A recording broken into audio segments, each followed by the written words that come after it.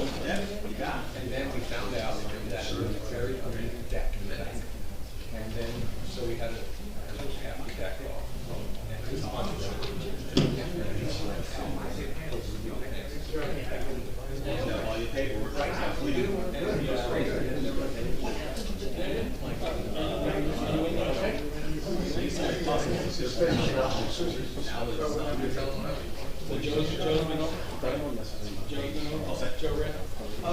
like to call to order the Bradley Beach Land Use Board meeting for Thursday, May 16th. Please rise. Pledge allegiance. I pledge allegiance to the flag of the United States of America and to the republic for which it stands, one nation, under God, indivisible, with liberty and justice for all. Thank you. 48-hour notice is required under the Open Public Meetings Act has been met as notice of this meeting was emailed on January 31st, 2025 and published in the Asbury Park Press, the Co-Star, and the Coaster. A copy has been placed on the bulletin board in the borough office and a copy has been filed with the borough clerk. Chair Cohen is excused this evening. Chair Mayor? Here. Mr. Wishbone? Here. Ms. Hernandez is excused this evening. Mayor Gubitosi? Here. Ms. Mahoney? Here. Mr. Maynard? Here. Councilman Nowicki? Here. Ms. Saracen? Here. Mr. Hart? Here. Mr. Warnett? Here. Ms. Leahy is excused this evening, and Mr. Frederick. Here. And also present this evening is Anne Marie Rizzuto, our board attorney, Gerald Frieda, our board engineer, and Christine Bell, our board planner. Anne Marie, do you want to swear in Mr. Wishbone? Yes, if you could raise your right hand. And we're going to do the oath of allegiance. You've been sworn before in a different position. Now you have a new position. We have to re-swear you in. You got it.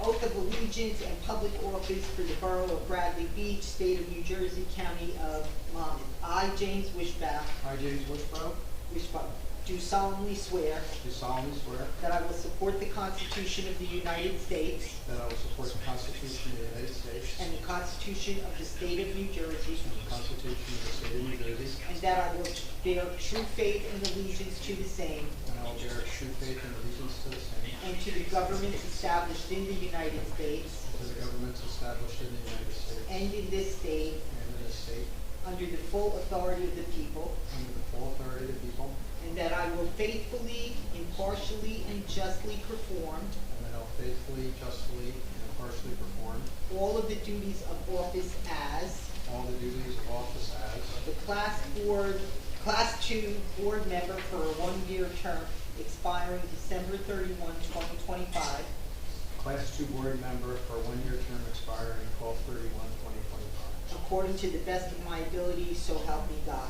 according to the best of my ability, so help me God. And you also need to bear true faith and allegiance to the local ordinances as well. It's not in here, but just thought I'd throw that in for you. Will do. Thank you. I signed the oath of allegiance, and so did you. Okay, thank you. Congratulations. Chair Mayor, do you want to Yes. advise the public? Before we proceed, a couple points of order how we conduct the meeting. The public is asked not to interrupt or comment in any way or disrupt the presentation of a meeting in general. Once the land use board opens an application, the applicant or attorney, I apologize, I can't yeah, that's bad. The public, once the land use board opens an application, the applicant or attorney will make a presentation of witnesses and/or professionals. Members of the board will ask questions and cross-examine each witness of the applicant as needed. Members of the audience will be able to ask questions of the applicant and witnesses based only on the testimony given at the end of each witness's presentation. At this time, no comments, testimony, or evidence from the public will be accepted. The board may call its own witnesses. Once the applicant has concluded their presentation and the board opens the public comment portion of the application, the public is welcome to comment, present evidence and testimony regarding the application.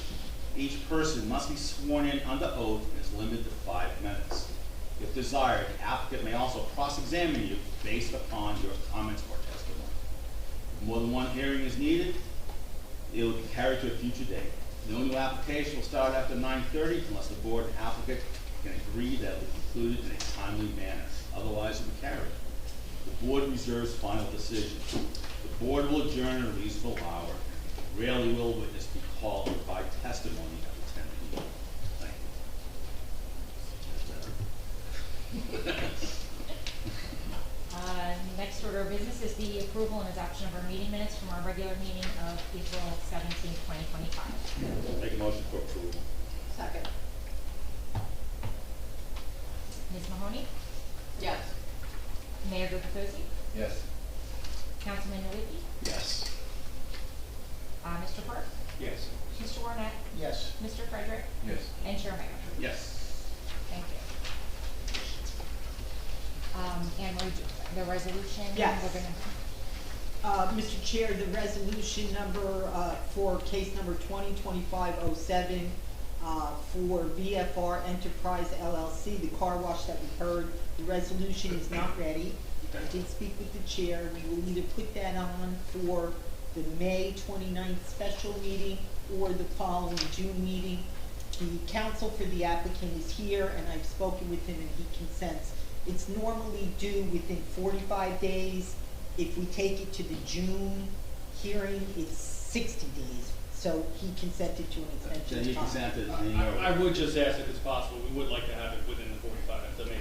Yes, I'm going to try and do that, but the special notice is already in. I just have to look at the special notice and see that certain things are in that notice to allow us to add things to our agenda. Okay. So if we can accommodate you, we're going to. Okay, thank you. And that's due to continued legal review of the resolution. We need a motion to continue that? No, don't need a Very good. motion. We don't have to announce a new date. It'll just The be board that controls its agenda on this. Well, that brings up a good point. I don't see it on the agenda, but are we still having a meeting on the special meeting? yes, I have it listed when we adjourn. Our next meeting is the special meeting on Thursday, the 29th at 6:30. It's on the agenda. I see, last. And I did place the notice in the paper. Very good. Nice. So I guess the first order of business is our first application of the Yes. evening. LUB 25/01, bulk variances for demolition of existing structures and construction of a new two-story single-family dwelling. Michael Laterza and Peter Di Nuovo, block 10, lot 16, 1103.5 Beach Avenue. The applicants are proposing to demolish the existing one-story dwelling and are proposing to construct a new two-story dwelling with attached garage, covered front porch, and an upper porch. The new garage is proposed on the basement level, and the applicants are represented by Jeffrey P. Beekman Esquire. We just have one exhibit that we'd just like to add as an aerial of the area. Joe Kashuba will testify as to it. I guess we'll mark that A1. Anyone? Joe, when was this date? The exhibit date is May 14th, 25. Oh, yeah, it's right at the bottom. Is there a label of the name of it? Aerial exhibit, There's aerial imagery from Google Maps. Okay, very good. No.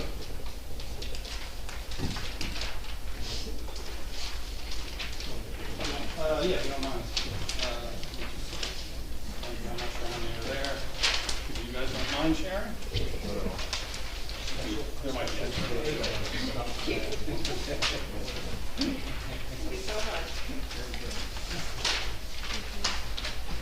Other than that, everything else is in. I am handing Mr. the WIPP tax information showing that taxes are current and some additional green cards. Because you're about to have that. Jeffrey Beekman, the Beekman Law Firm. I represent the applicant Michael Laterza and Peter DeNovo. This evening we have for testimony Michael Laterza, he and his family has owned this property for a number of years. We will have Michael Moss testify, Joseph Kashuba, and I don't see the money, but possibly our contractor if there's any specific questions that he may have to add. Just going forward, we can dispense with accepting the credentials. Okay. That we've been here before. Okay. So, Thank you. just get you moving. Thank you. So just a quick overview, and Michael, why don't you come on up? Do you want to swear everyone in? If he's going to testify, I will swear him. If you want to swear my other? Sure. why don't all the witnesses come up? And the professionals of the board are here as well. Just for the record, sir, your name, Michael Laterza, spell your last name, Laterza. and speak up because we have to record you. Sir, Joseph Kashuba, Kociuba, KBA Engineering Services, Manasquan, New Jersey. you're appearing as the professional engineer And planner. and planner, and the board, we note your acceptance of your credentials. Thank you. You, sir? Michael Moss, Moss Architecture LLC, MOSS. Okay. Very good. We accept your credentials as well, and for the record, Fred, Jerry is here, and Christine is here. Everyone raise your right hand. You swear to tell the truth, the whole truth, and nothing but the truth, so help you God? I do. Very good. Thank you. Thank you. So just a brief overview of the property. This is an undersized lot, like many of the lots in the north end. It was constructed in the early 1900s. The property card, I believe, says it's around 1914. The existing home was constructed. Michael and his family have owned this property for quite a long time, which we'll testify to. And you know, over the years since he's owned it, he's noticed a lot of deficiencies. So he's proposing to rebuild a new home on the home and you know, invest in the community rather than renovating the existing structure for the reasons that he'll testify about, as well as our architect. At this point, there are 3 existing nonconformities that do not change, and they're not going to change because the lot size is deficient, the minimum lot width is deficient, and the minimum lot depth is deficient. We're proposing variance for building coverage and lot impervious coverage on the existing lot, which is significantly undersized. Proposing to remove a non-conforming parking condition to provide 2 off-street parking spaces, which there are no parking spaces for this lot now, and the lot's only 19 feet wide, so technically it doesn't even meet the width of a parking space because of the narrowness of the lot. There are 5 variances proposed with the proposed renovated dwelling, whereas if Mr. Laterza were to rebuild or renovate the existing structure, there would be 6 variances. So we're actually reducing that variance with the off-street parking that's proposed.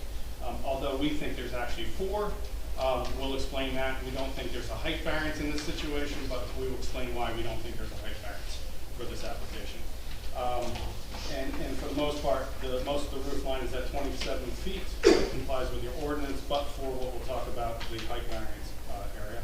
And in general, most of these variances are due to the hardship of these small undersized lots. So with that, Mike. Good evening, everyone. Thank you very much. My name is Michael Laterza. As Mr. Beekman said, like many families in Bradley Beach, my family has been here for vacationing over 50 years. My father, who passed away in 2021, it was his parents who started coming down, getting all this out of the city for the summer. They ended up purchasing the house in 1981, so we've been on the block for almost 45 years now. I was born in 1983, so I only know Bradley Beach for the summer. I became a teacher, and so literally every summer of my life has been spent here.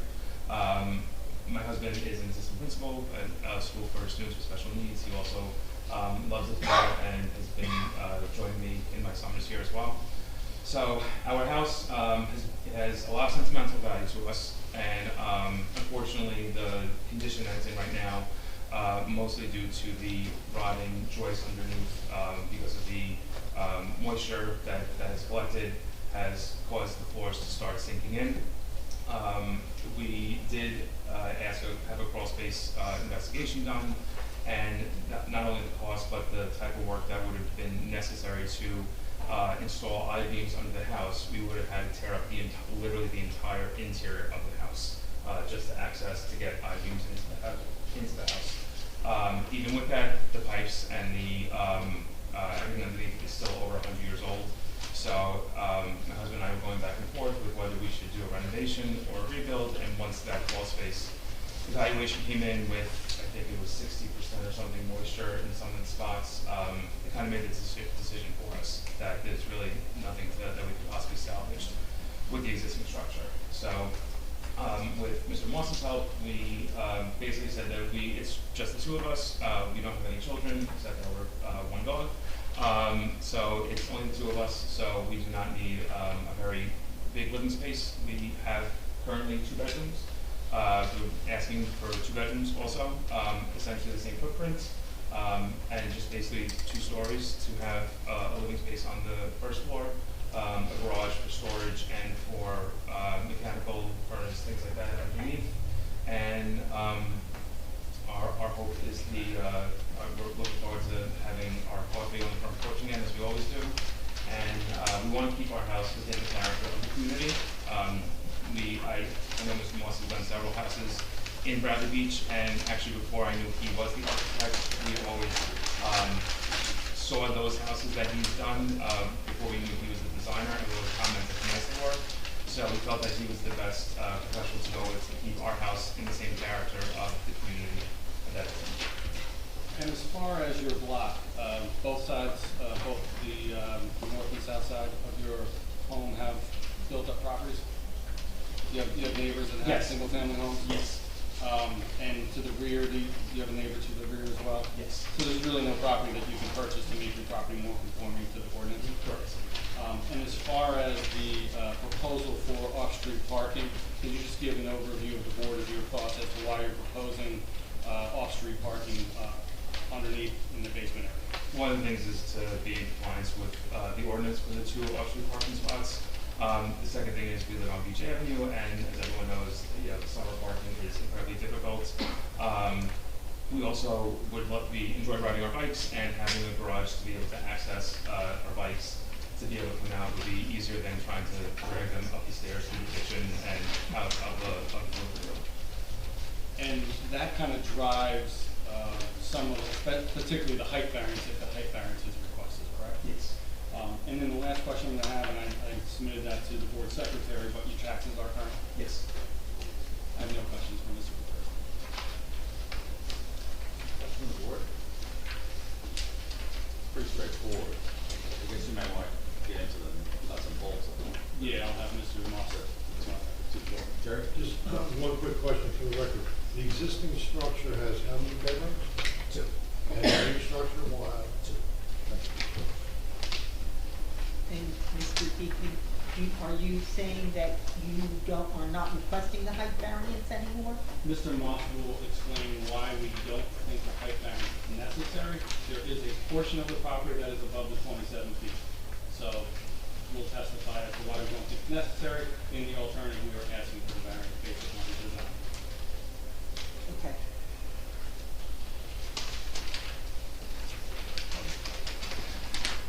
Open portion of the application up to the public for public questions of the applicant. Seeing none, closed. Mike, come on. Thank you. Thank you.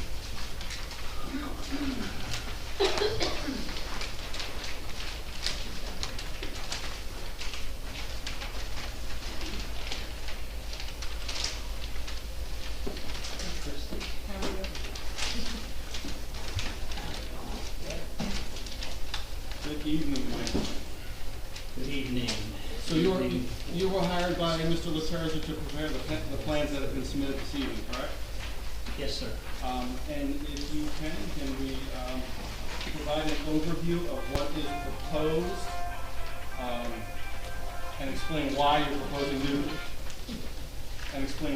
proposing new construction as opposed to renovating the existing? Okay. I spent many hours evaluating the existing structure and proposing to many designs to rehab the existing structure. And we started this thing about 2 years ago. It was back quite a ways. And over that time, apparently the floor is literally caving in.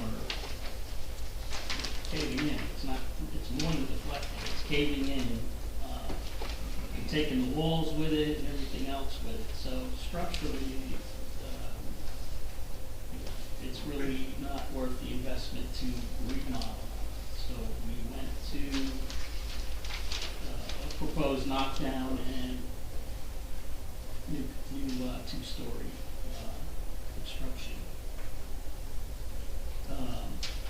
As mentioned, the construction, we're going to construct a two-story, two-bedroom structure. It's an existing two-bedroom structure. And the first floor is basically an modern open floor plan. Second floor has the two bedrooms. And we are proposing parking underneath,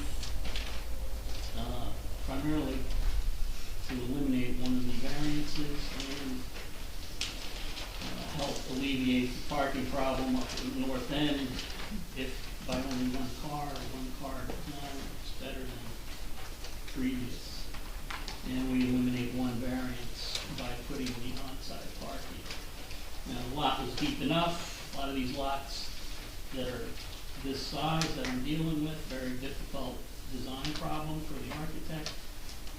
The lot is deep enough to get parking and get the slope, or the minimum slope required to park a car on the driveway and get underneath the house and stay within the new 27-foot height.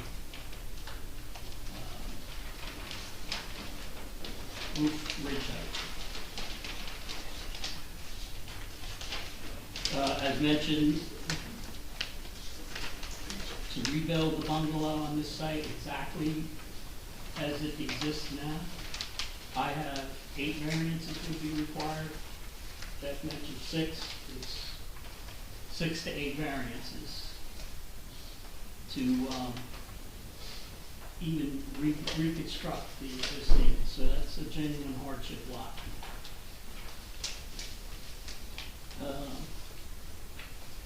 The proposed structure reduces the building coverage by 3.4% and reduces the impervious cover by 12.7%. I think that's a significant plus to this new project, especially on this side lot. It's very difficult to do this stuff and create a plan that's a modern floor plan today. We're also enhancing front yard setbacks to lessen the impact on the street. We're moving the front yard setback, the existing front yard setback from the street 2.8 feet more than what exists today with the proposed. And the front porch is moving back 2.5 feet as well.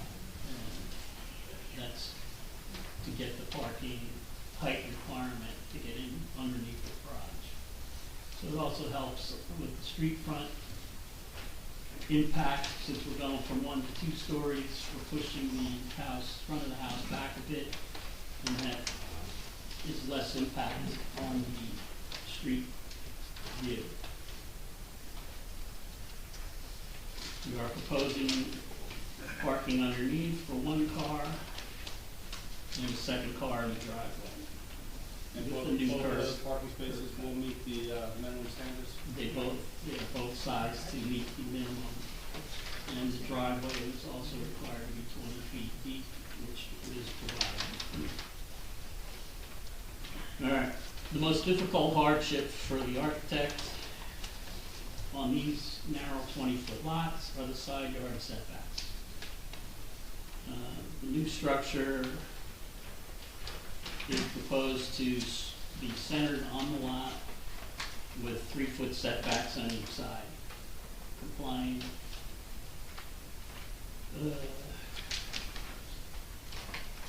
So Mike, when it comes to the setbacks, the ordinance has been changed since you started this, correct? Yes, it has. It was recently rewritten to 4 feet. And the ordinance now requires 4 feet minimum regardless of the 10% and 20% width? Correct, which would be, if, would only allow 12-foot wide house, which is basically a really small size bedroom for the entire house. Now, as far as stairs getting up from the basement level, from the first floor to the second Also, floor. a very difficult problem to make a 12-foot wide house with a 3-foot wide code required stairway, a hallway to access the rooms on the second floor, a minimum 3-foot wide. So that takes 6 feet away from a good portion of the house, at least half the house length. And that leaves you only, if you include the exterior walls, about a foot as well. You're losing 7 feet on a 12-foot wide house. That leaves you 5 feet next to the entire stairway to design a room.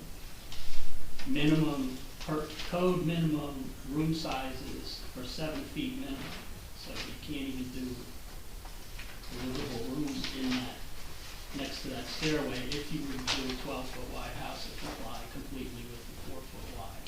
That's why the 3-foot setbacks.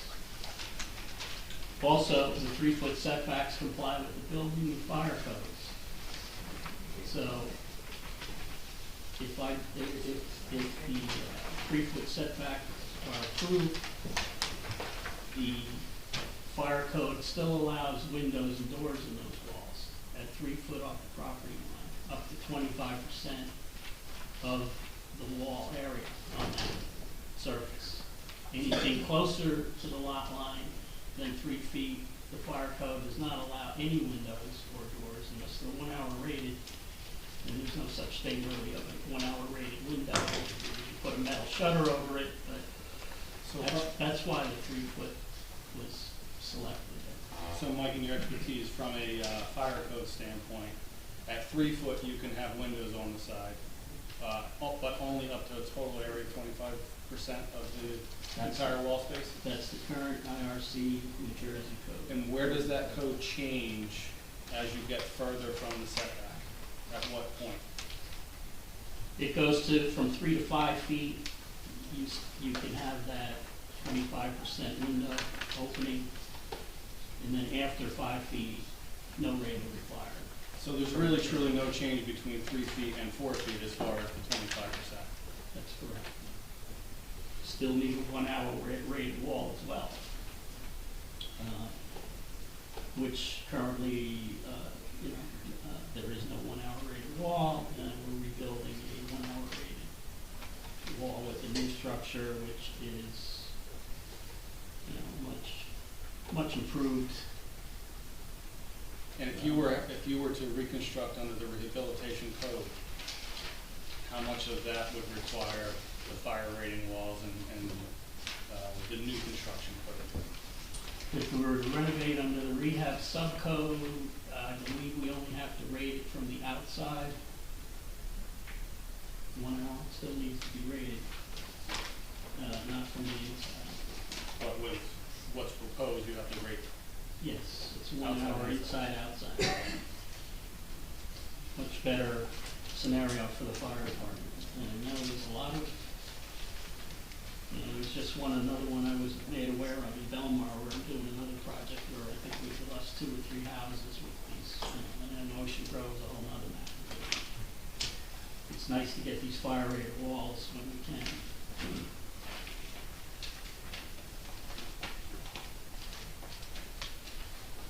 Okay, the side yard setbacks, we are on the south side. We're gaining 11 inches, 0.9 feet setback. And on the north side, we're losing 0.65 feet, which would be 8 inches. So if we're going by inches, where the new proposed house is 3 inches narrower than the existing.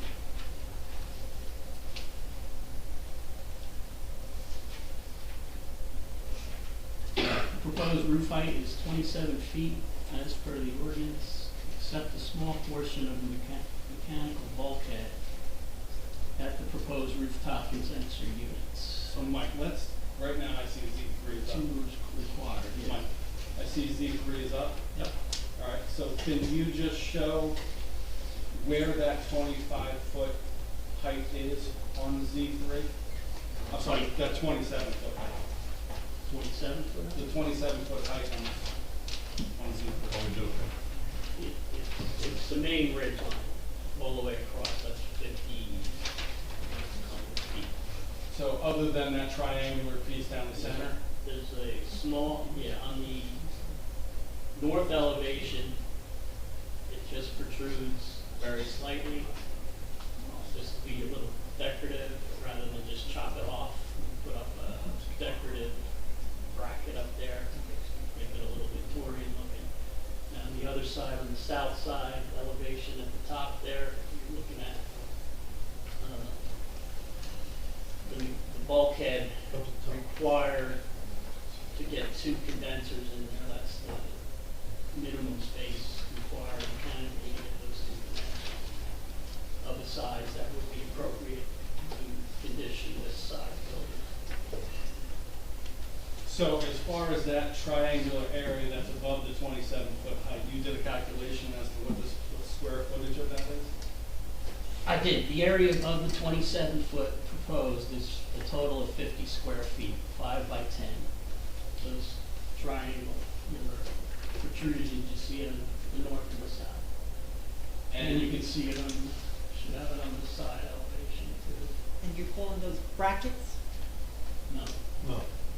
You said that a decorative bracket is That's up what in the exceeds gable. the height. That's up in the gable. Yeah, of The top of the gable. Okay, so that's called a gable. Yes. Is the other one on the south elevation called a gable as well? It's bigger, but it's still a gable, right? Under the ordinance, there's a bulkhead definition that, and the ordinance of the bulkhead allows, that the percentage that goes over, that can go beyond the height of the overall allowable height of the existing structure. So it's a bulkhead, it's over the top of a mechanical platform, and it's going up the proposed to go up 2 feet. And that's the balance. And the reason the bulkhead is, as decorative or as attractive as possible to fit in the neighborhood architecture, not just a square mechanical engineering design bulkhead. And so, Mike, how far does that sit back from the front lot? Where it exceeds the 27-foot? It was 35 feet. I believe. It's well back at the front street escape.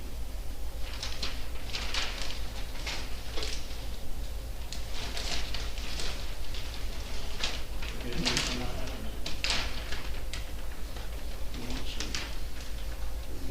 Andy, it's 35.5 to the platform, and you would it'd be another 1.5 feet to the actual roof projection above the 26. So it's, And the platform 33 excuse me, feet? it's 33.5. My eyes are. And the platform you're talking about, that actually sits a fair amount below the 27-foot lot? or height. The platform sits at the attic floor elevation. It's just a flat fiberglass platform. It's really the only place you can put the condensers on these size lots, and it works out well. It's done it before, and Central Avenue has one very nicely done. And it's done it before. So yes, it's 33.5 to the platform, and to the roof projection would be another 1.5 feet, so 35 feet And Mike, from the street property line.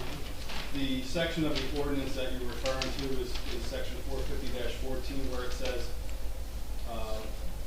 bulkheads and the necessary mechanical appurtenances usually carried above the roof level. Such features, however, shall not exceed in coverage 20% of the total building area and shall not exceed the height necessary to accomplish the purpose that they are intended to serve. Is that what you're referencing? That's what I'm referencing, yes. And this area is, the purpose of this area is strictly for the mechanicals, for Only for air conditioning. mechanicals, yes. Minimum required space that's required by the manufacturers of the condenser units. So when you were preparing this plan, your proposal was interpreting that section of the ordinance that what you were proposing in the middle of the structure is not actually above the 27-foot height because it complies as a mechanical platform. Yes.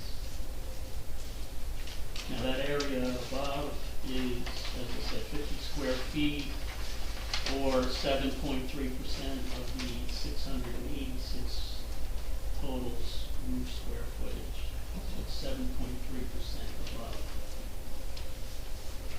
And if we're talking, I think it's a building square footage, if I'm not mistaken.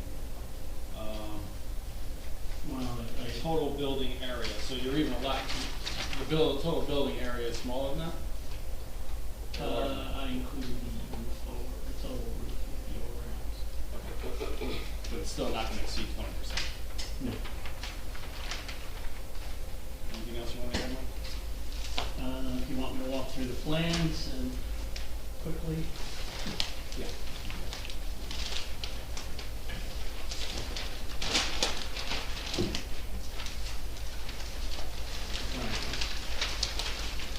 The lower level, basement level, as is showing the car parked in the driveway there. Steve, can you do the Z2? Yep, there you go. And also an additional car. It's 12 foot wide, 12 foot 6 by 19 foot 8 for parking space within the garage. And then the owners wanted to do a finished portion of the remainder of the basement would be finished for mixed use space there. And then there's a stairwell in the back going up to the first floor, mechanical areas under the stairs there. On the first floor, typical open floor plan. Living room, kitchen, combination, kitchen island, proposed covered porch,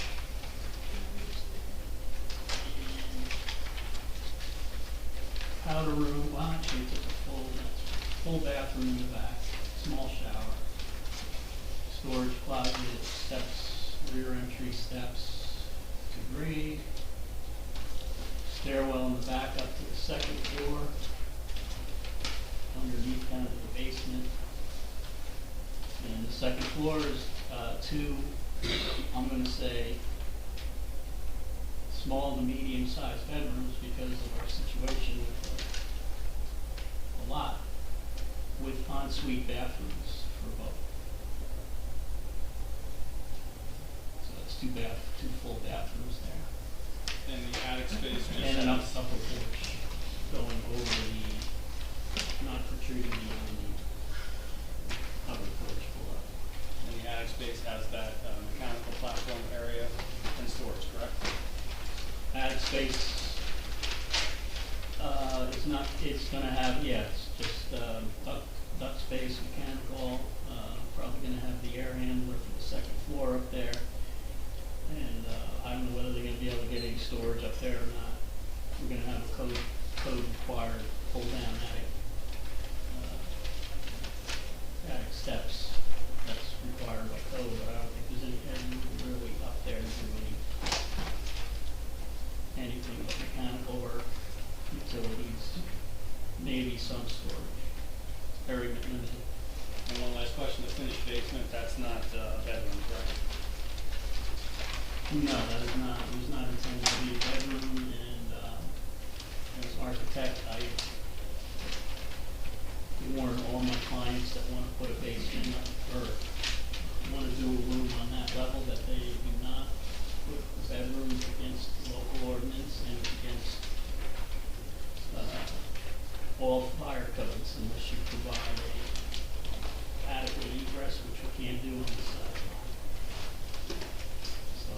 sleep at night and no bedroom.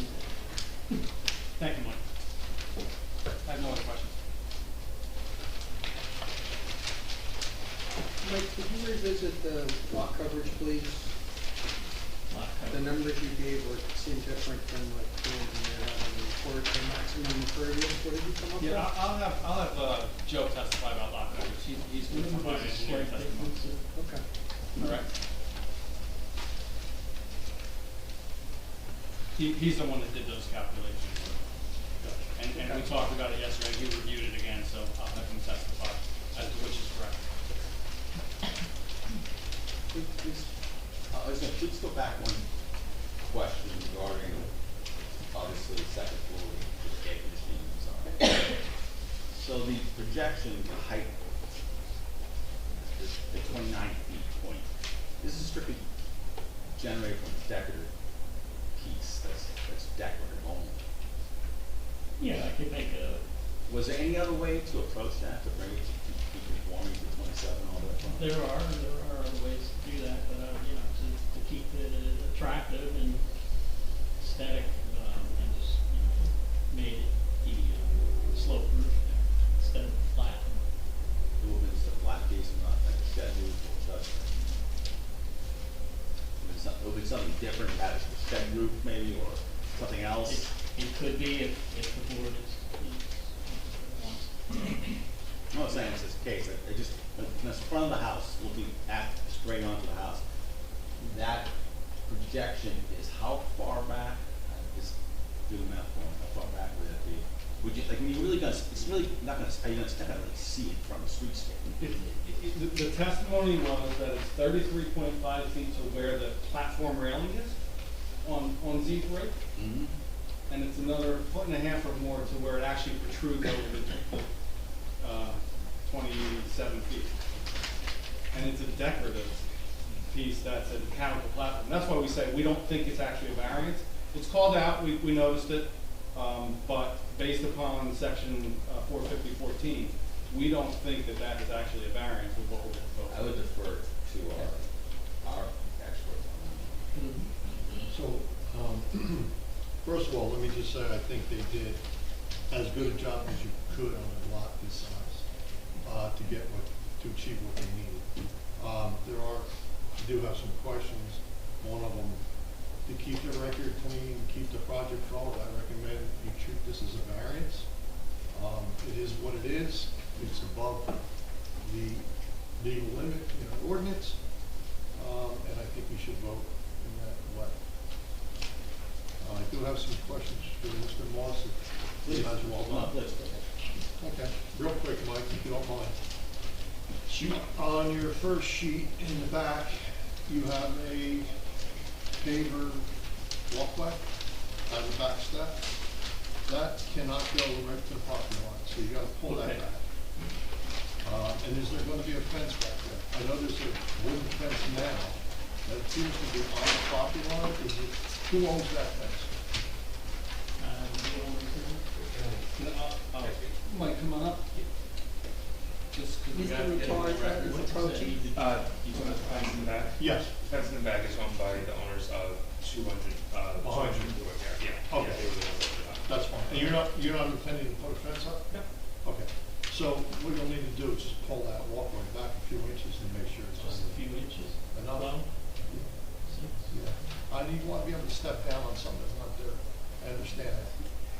But if you can pull it back, 9 inches, 12 inches, so it's off the property line, okay. okay? Is that an arbitrary, arbitrary, or just pick one? It's arbitrary. So let's pick Let's pick 8.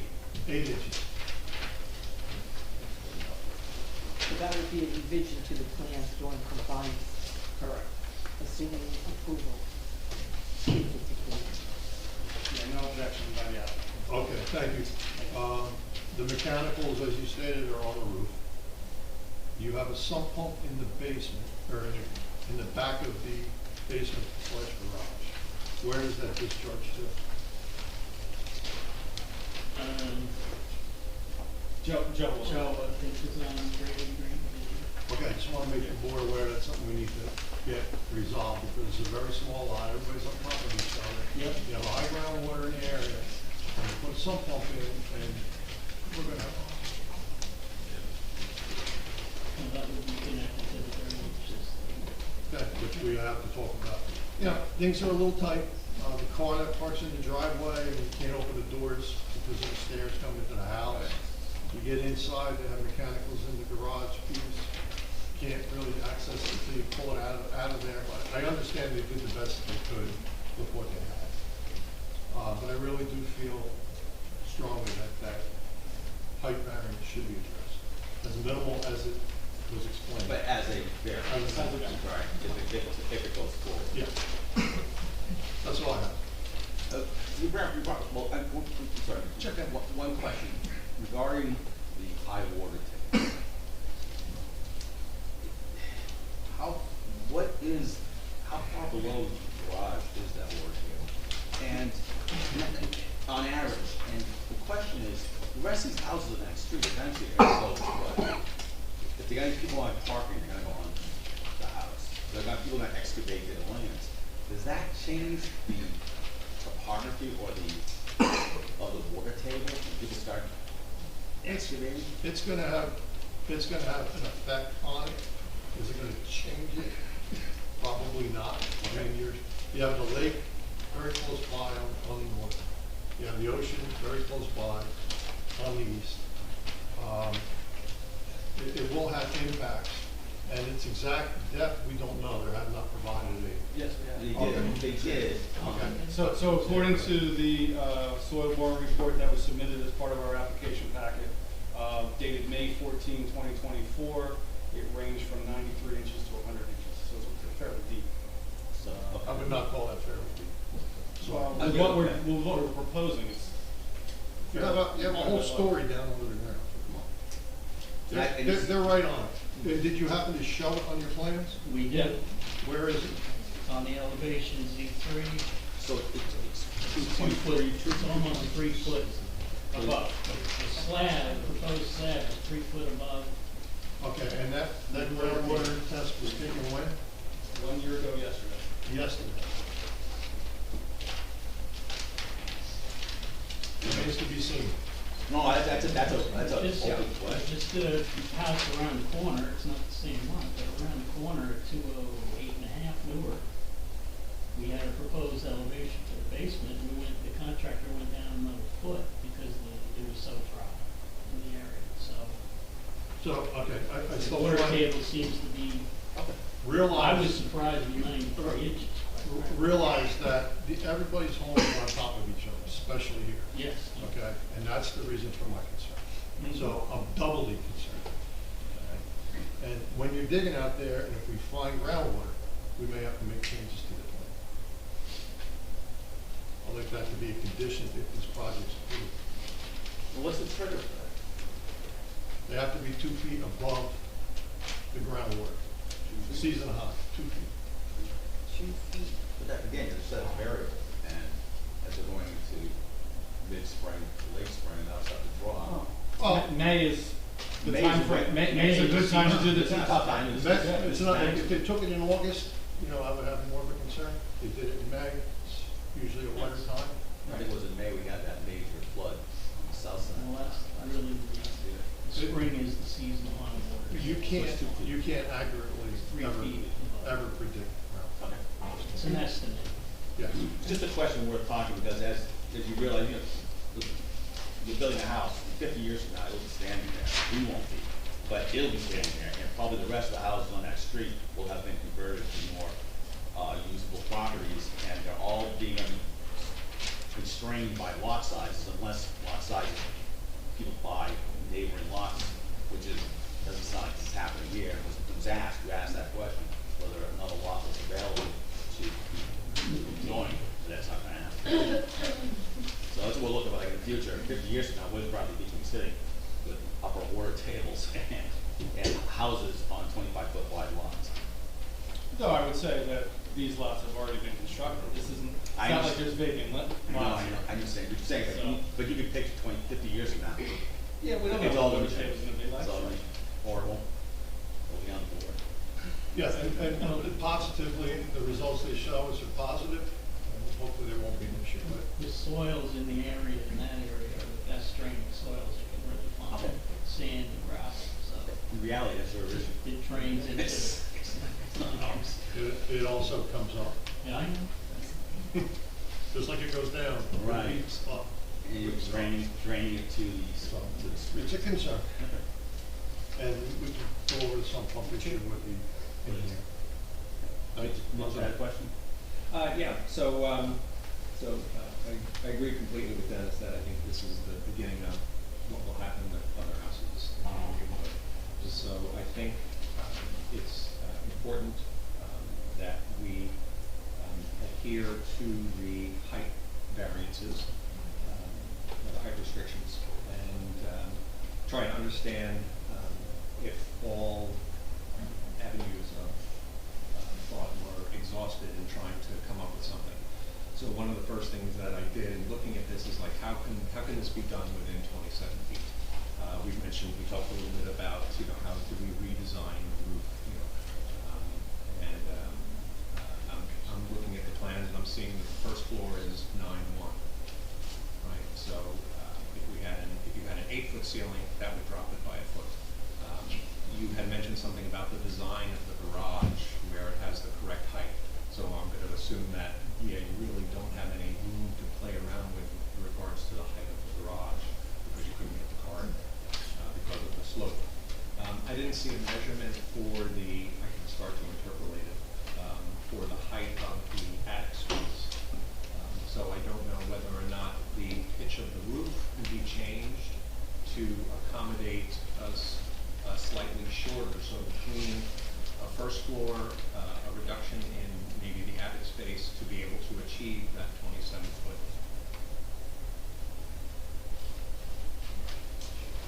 I'm gonna reiterate though, I don't think it's a variance. I don't think it's a variance according to your ordinance. I understand what Mr. Frieda is saying, as a matter of if it's going to be approved, put it in there because then there's no question. However, I still don't think according to section 14 in the ordinance is a variance. If they put a cupola up there, if they put some of those other things that are allowed, you'd be allowed to go above the 27-foot height with those type of architectural features. This is merely another type of architectural feature which specifically states in your ordinance mechanical platforms are allowed to exceed the height. But your So- mechanical it says- platform is only on one side, not on the other side. It doesn't say that it can exceed the height. It says that it, to the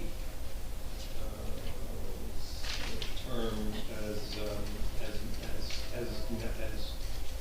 necessary, I'll let you pull it from. To accomplish the purpose that they are intended to serve. Right. And in this case, intended to Right. serve to be able to have access to a platform. But is that still, Service it. within 27 feet? How does the- No, that's intended to go beyond the 27 feet, Okay. that statement. But again, your mechanicals are on one side of the building, the other side of the building, you're just matching it. No, it's not. It's not matching. Mike, the other side of the building doesn't protrude as far out, does it? No, But it protrudes as if you look high, at the roof plan, you can see the protrudes as how high. far it goes. It just goes. Its height is the same.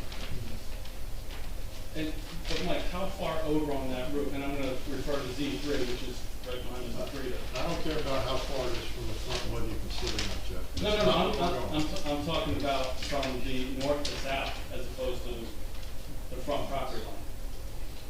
It doesn't matter, it's above 27 feet, I don't care where it is on the house. And on one side you have mechanicals, yes, I understand, on the other side you do not have mechanicals. So I think a variance is necessary. And the question from the board member is, what did you do to eliminate the requested relief that you want, which is a height variance for 2 feet? What's your roof pitch?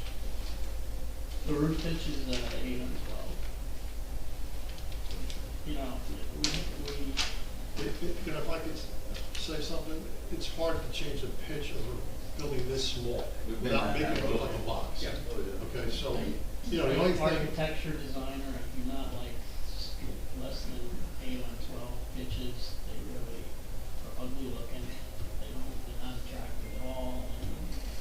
And right now, the ridge is at 27 feet with the 8 on 12. So. but the point pitch is, you know, can they take 6 inches off the first floor building height to help mitigate First floor is what road? 9.1 feet.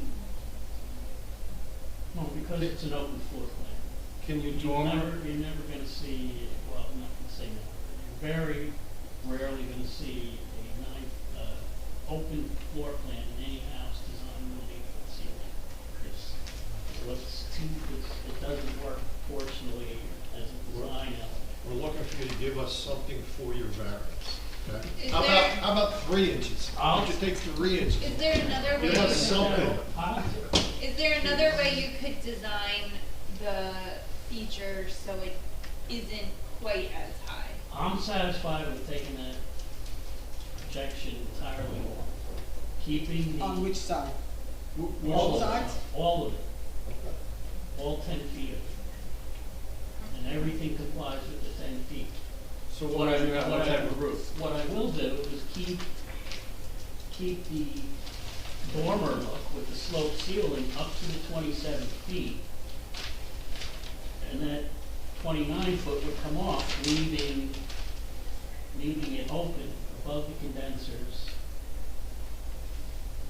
which is better for performance of the condenser anyway, to have it open to the air, that's what they want. So it's not gonna protrude or go above 29 at all.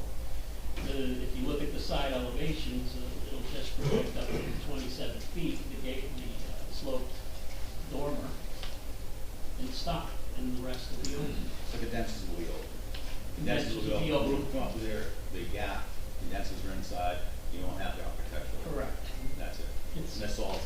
It's a little more, I'd rather have the roof on there because of water penetration into the house, but the way they do fiberglass decks, That's all. they're pretty good these days. So does that eliminate the height variance, Yes. Jerry, Yeah. what he's speaking of? Okay, so, Yes, yes it does. okay.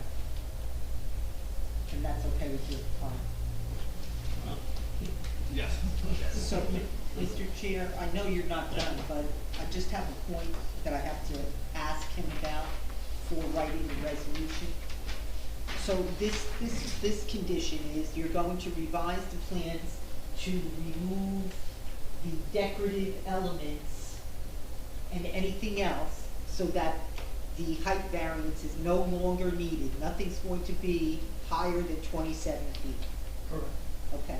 The other one that we just discussed with Jerry must be 2 feet above groundwater, or your plans will need to be changed.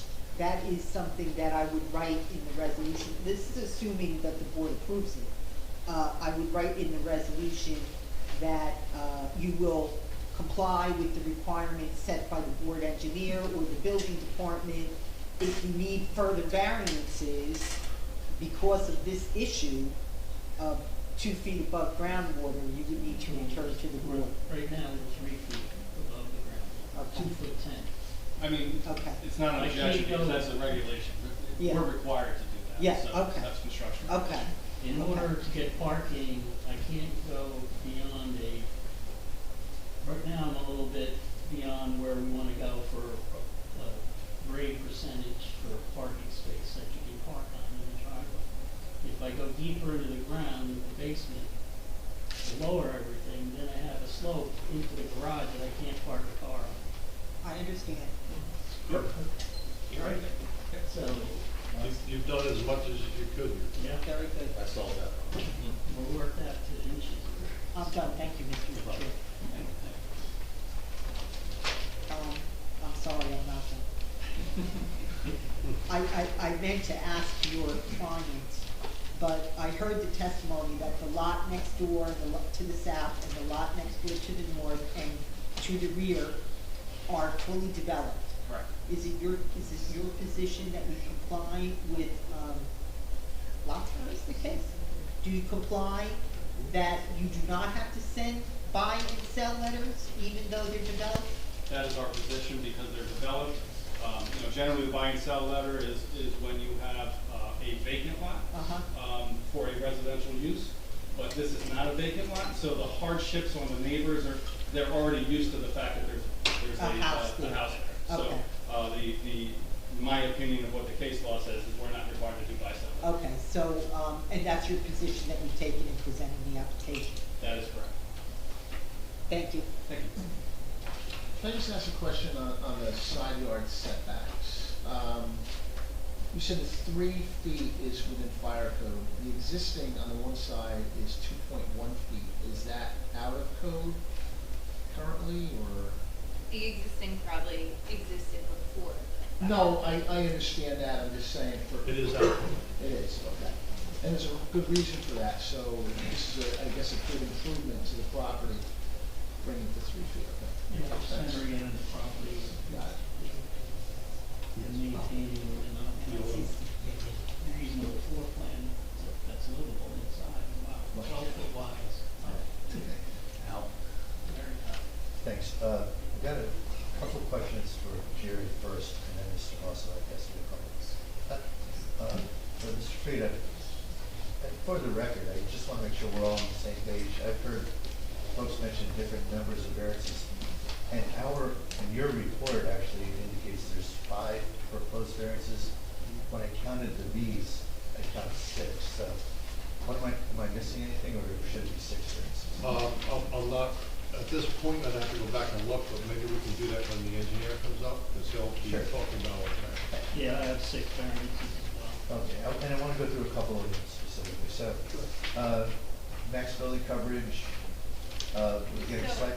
Mayor, I think these are things the engineer will probably cover. Okay. So then we'll stick with a couple of other questions. Well, here's the thing. I want to make sure I understand when we're building a new structure such as this. And by the way, I think a lot of the design looks great, and I think you did great work on such a thin line. But no one seems to be talking about the rear setback. And my understanding is the rear setback, at least we all should be looking at it as a variance from what should be 25 feet. I'm not suggesting it should be 25, but am I interpreting our current ordinances correctly? Yes. Yes. It should be 25. Mhm. Now, more or less what we're being asked to assume is you have the right to rebuild a new home in the footprint of the prior. I mean, that's what we're. Yeah. But that's not always accurate. No, that's what I'm thinking. Yeah. It's not appropriate. No, it's not, it's at least a question for us to consider. Because again, I think the specifications are great, but I was a little concerned about, and I'm glad, Mr. Frieda, you at least mentioned the pavers going right to the back property line. Again, anticipating that we don't want to build on top of each other.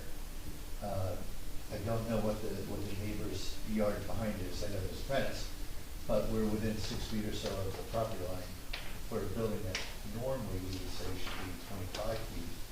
And I guess one question I want to ask Mr. Moss was any consideration given to not going quite as large, at least possibly considering a 10-foot setback to the rear?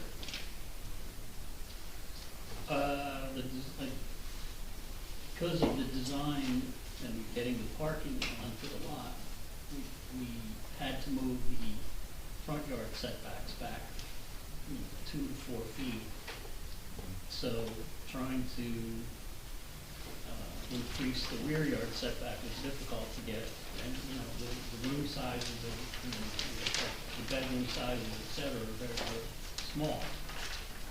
They have to be. And we're maintaining the rear, we're actually improving the rear setback by a couple of inches from the existing. It's 5.97 existing, I held 6 feet off the back. And So, Mike, it's fair to say the building depth is actually shallower than what exists Not today. that rear. yes, What's proposed is shallower yes. overall. Yeah. But by Part- that's- inches. Only inches in the back. It's also being pushed back in the front. So it's being squeezed. Right. It's being squeezed east-west. It's a tight lot, right, Mike? Oh, so 15. But if we were starting from Comes to scratch, Jesus line is, Mr. Mayor. So, Al, years ago. if we could, Because it's a small lot. The 25 feet, the ordinance gives relief for the small lots. That was my question. What, It's really 15 feet 9 inches. So now you're looking at 6 feet versus 15 feet 9 inches, not Not the 6 full feet 25. versus. That's correct, yeah. okay, so- Right, Al, I will say, they also theoretically are starting from scratch, right? Like, we know what is on the lot today, but they're proposing to knock that all down and put something new in, so they've provided, you know, what is existing, and it's in our letter, so we have a frame of reference, what's there today, but they're proposing a completely new development. So it's not like where you have to be like, well, it's already there and they're making it better. It's something new. Right. And again, I wasn't sure what the formula was that, but I was starting out at the 25, thinking, you know, why wouldn't we at least try to get to the 10-foot minimum?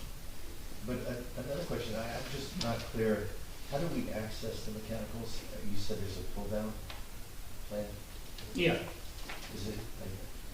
where do I we- didn't show it on this one, I gotta show it on the construction documents, it's just approved. I didn't show it on this. It would be, it's generally in the hallway. At the top of the stairs? At the top of the stairs, it only has to be a 2x2, it's gotta be coordinated with the deck. So it's going to be in that area of the middle where the mechanical deck is, so that's how that would be accessed. And then we gotta get a unit up in either the trusses or the roof rafters in that small attic space. Insulate it and put the unit that's gonna handle the heating and cooling for the second floor. We're gonna have to lay that on its side, so it's flat, as opposed to standing up straight. There's not enough height to put a unit in there and stand up straight. And then the ductwork has to go in there as well, from But that- services, everything, from front to back. And that pull-down will be sheltered from the weather? Even if you open up the. I tried to do as best as I could. The one around the corner, we have, a neighbor, we put one in recently, and it's, the hatch is right in the mechanical. Hopefully it's staying dry and nice for water. Well, my own thought is now that we've agreed that you take the roof off the mechanicals, just on the. Well, that was that's part of the reason to put the roof on, so I can protect it from the weather. But if it's gotta come off for the height, we might be able to put a screen, design a screen there at the 27-foot height, keep the water out. Well, get that. And that just seemed, if we knew where that would be, that would be helpful to understand. You know, if your client is going to be protected from the weather. Fiberglass decks up, we do it all the time, with the upper porches and the decks. I'm I not just here meant in there was a hatch opening there. I usually like to get it in one of the side walls in the gable. There, that's where I would put the hatch, so it's not. It's more like a door. More like a It's not Right. coming from You're underneath, it's gonna coming from the have, side. you're gonna have the I was hatch. visualizing the pull-down stair that goes up That to is a stairs. No, it's probably not gonna be a stair, because of the room, it's probably gonna be just the required 2-foot by 2-foot access hatch in the attic ceiling. It'll go up, and then hopefully another 2x2 service door to maintain the, yeah. That's the way I'd Yeah, I like guess to. you used the word hatch, so I was thinking there's something in the floor and the water's coming in. That was, that actually Because of was. the roof, but it's not, it's a door, it's like a doorway to that area. From the attic. There's a hatch up to the ceiling. Hatch up through and the then hallway, doorway out. walk through the Correct. attic and then get to the door. That's the way, yeah. We're all Okay. covered the attic. Yes. Yes, definitely. Okay, my last comment specifically about the outline is that I was really impressed that you were able to get the 3-foot setback on the side, so Thank you. well done there. I like 13 feet 10-inch width for the building is obviously a tight space to work with, so I think that was well done. I'm trying to work with the best I can. It's a very difficult part architectural design problem with these size lots. It's not easy. Had this conversation, one thing did crop, just pop in my head. How you gonna drain that? Now it's open to the elements. How you drain it? It's either gonna be sloped to a gutter, or, I don't usually like to put what you would call a swimming pool drain. Okay. It could be done interior like that. I like to That's do the lead that. spot. Which is gonna slope the deck to the edge and put a gutter, and then Oh. it'll drain into the grading drain, or the on-site drainage. Any other questions, from the board? What is the height of the attic, the floor of the attic, from floor to ceiling in the attic space? I'm thinking of the other one, scale 8.1, 9.1, but what is the, You can't stand up in it. It's tough. Scale it for you, I don't have it on there.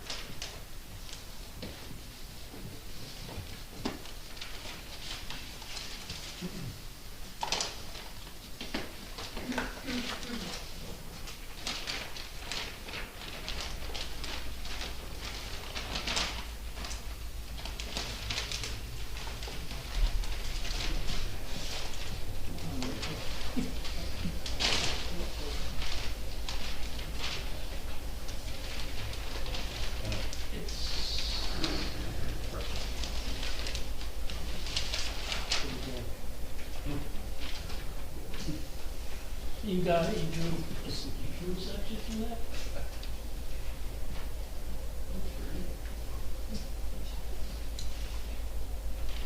It's from finished attic floor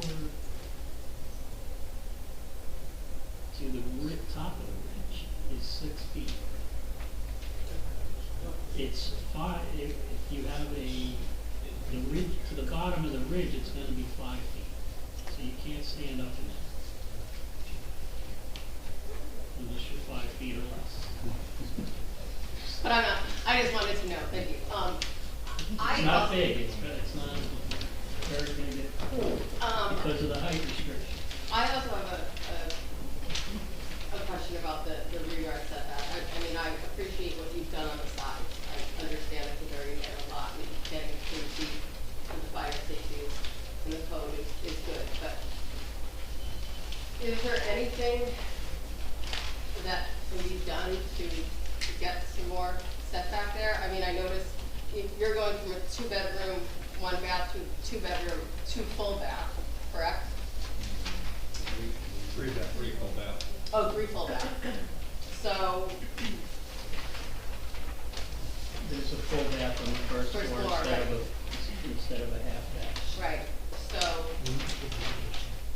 if maybe any way to make that bathroom smaller and take out the shower to get some more space? More width-wise, No, I'm talking about that's in the back of the house, correct? in the back of the house.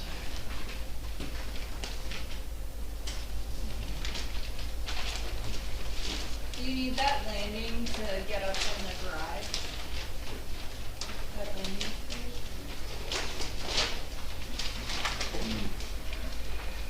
I could reduce, in theory, the first floor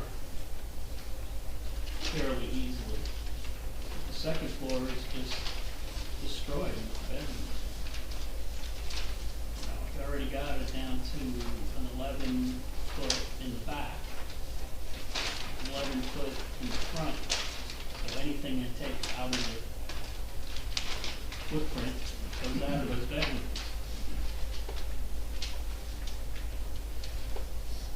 They're already what I would call a small bedroom, 9 by 11 in the back. Well, let me Yeah, that's minimum bedroom size. let me ask Mr. Frieda. Mr. Frieda, does the setback come from the first floor or the second floor as well? They're allowed to project 2 feet beyond the footprint on the second. On the second? Yeah, I was gonna say, can you pull the first floor back and then the variance then would come from this second floor? Then you'd have to pull the basement in. All the stairs would have to move forward. Would that impact with the parking? Stairs have to move, all designed.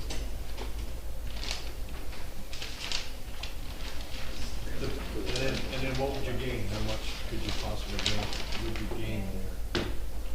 I don't know. Parking in the front, right? Right, but there's stairs from the basement to the first You have to be floor, able to so make you that have to turn. have that And it'd be landing pretty area. difficult, the stairs kind of determine,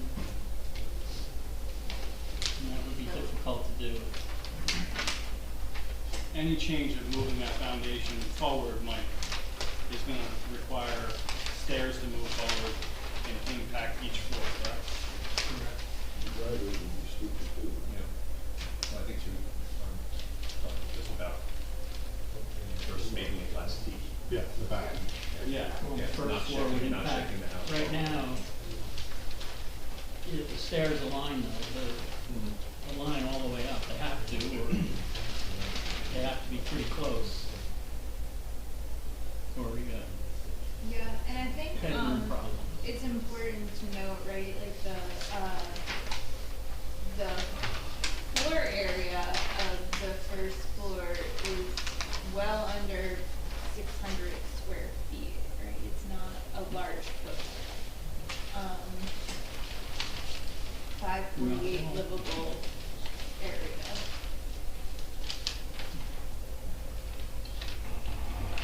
Yeah, comes to a point of diminishing returns as to how much do we wanna bring back on the back, 6 feet, 7 feet. What's the law? Right. And 6 feet is 6 feet, and that's what's there now, basically. And the neighborhood supports that, well, all the other structures that are there. I just saying, what's the point of diminishing returns? Right. Deed restricted space back there. No. And by having the house, you know, a little bit, having a greater front yard setback, you are getting that parking space. We're getting a lot in return, in a sense, we haven't quite discussed it yet. Right. But we're getting a lot in return as far as parking through on that street. And a better, product at the end. Lack of a better term. Any other questions for Mr. Moss? Opens up to the public for questions to Mr. Moss. Seeing none? Thank you.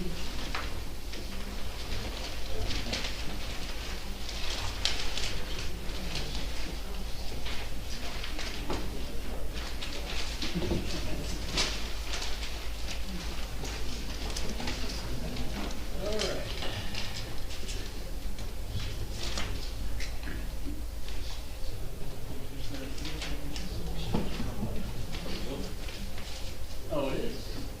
Oh, that's all mine. Good evening. Jamie, you again. Joe, obviously you've been sitting in the audience listening. Yes. I know there were a couple of questions, so let's address those, off the top. Certainly. So there was some question about the sump pump and how that's gonna, flow into the proposed drainage system. Certainly. So our plan, the variance plan prepared by my office, last revised February 4th, identifies a drainage system proposed down both sides of the property.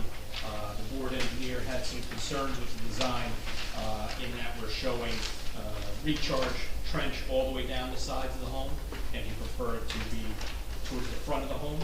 So we would certainly amend the plans in accordance with Jerry's comments.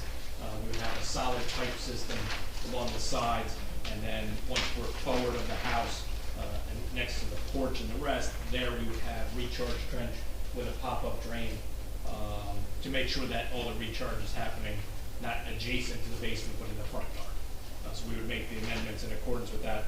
The sump pump system would be connected into that system as well to ensure that it gets recharged into the ground at the front of the property, or more than likely overflows the pop-ups into the street where it's supposed to go, so it's not impacting any neighbors. And will there be any kind of a cavity or anything where that, recharge will go into, or is it just pipe? It would be a recharge pipe, a perforated pipe in a stone trench.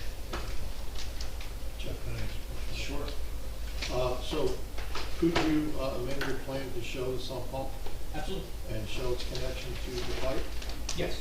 And then, while we're on the drainage, Can you move those pop-up emitters out to the curb? So when they overflow, they go out into the street rather than into the sidewalk, where we could have freezing and stripping and things like that. Absolutely. That would be Any great. approval from the city for that? No, we can put them on the curb. We recommend that on every one of our jobs. Okay. I just wanna make sure we don't leave, because that's in the right of way, right? Yeah.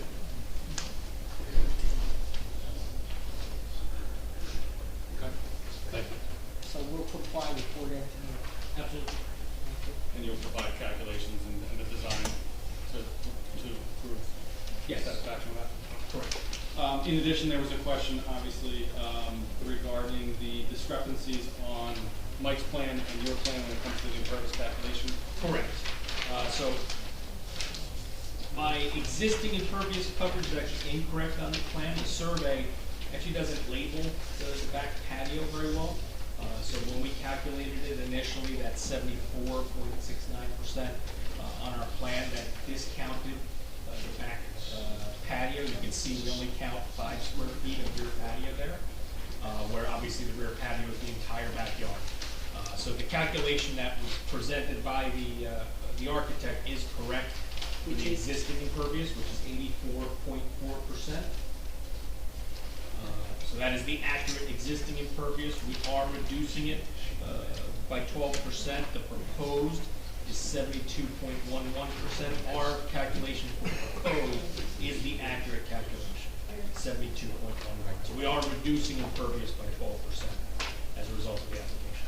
And we also have, as proposed tonight, if an approval is given, we are going to reduce that rear patio paver off the steps a little bit, so that's going to reduce that slightly. Correct. There'll be an even more slight reduction. On these small lots, every square inch counts. So why don't you go through the variances that are required? Certainly. So we do have a lot in the R1 zone. It is an undersized lot as testified at 1,261 square feet, which is about a quarter of the size permitted in the zone, and it's obviously very narrow, 19.83 feet in width, where 50 is required, and shallow in depth. So we have, as explained, a very undersized lot. It's surrounded by other single-family homes, or per the aerial exhibit that was passed out earlier this evening. And you can see the property in question identified by the yellow square, identifying the property lines. You see it's surrounded by other homes. There's a row of about 4 of the original bungalow homes from the early 1900s. The southerly-most home on the corner was redeveloped recently. Excuse me, please, As far as the question regarding what's behind the property, you see to the north top of page, units 200 and 202. So 202 there is actually a property that extends towards the rear and has a secondary home on that one property. So the home 202 and then the home to the right of that, which is north. Both those dwellings are on one property, but you see a substantial side yard adjacent to that. So what's behind it is actually a fairly large side yard from the property line over to that dwelling. So in this particular case, in my opinion, the layout of the properties, and specifically the property immediately to the west, helps to support the 6-foot setback request, in that there's more open space behind this. You don't have the stereotypical rear to a rear. You have a very large side to a rear here in a very unique location that I would not anticipate someone developing a home that comes back and then juts over that substantial distance. This side yard here for unit 202 is likely to remain an open yard area.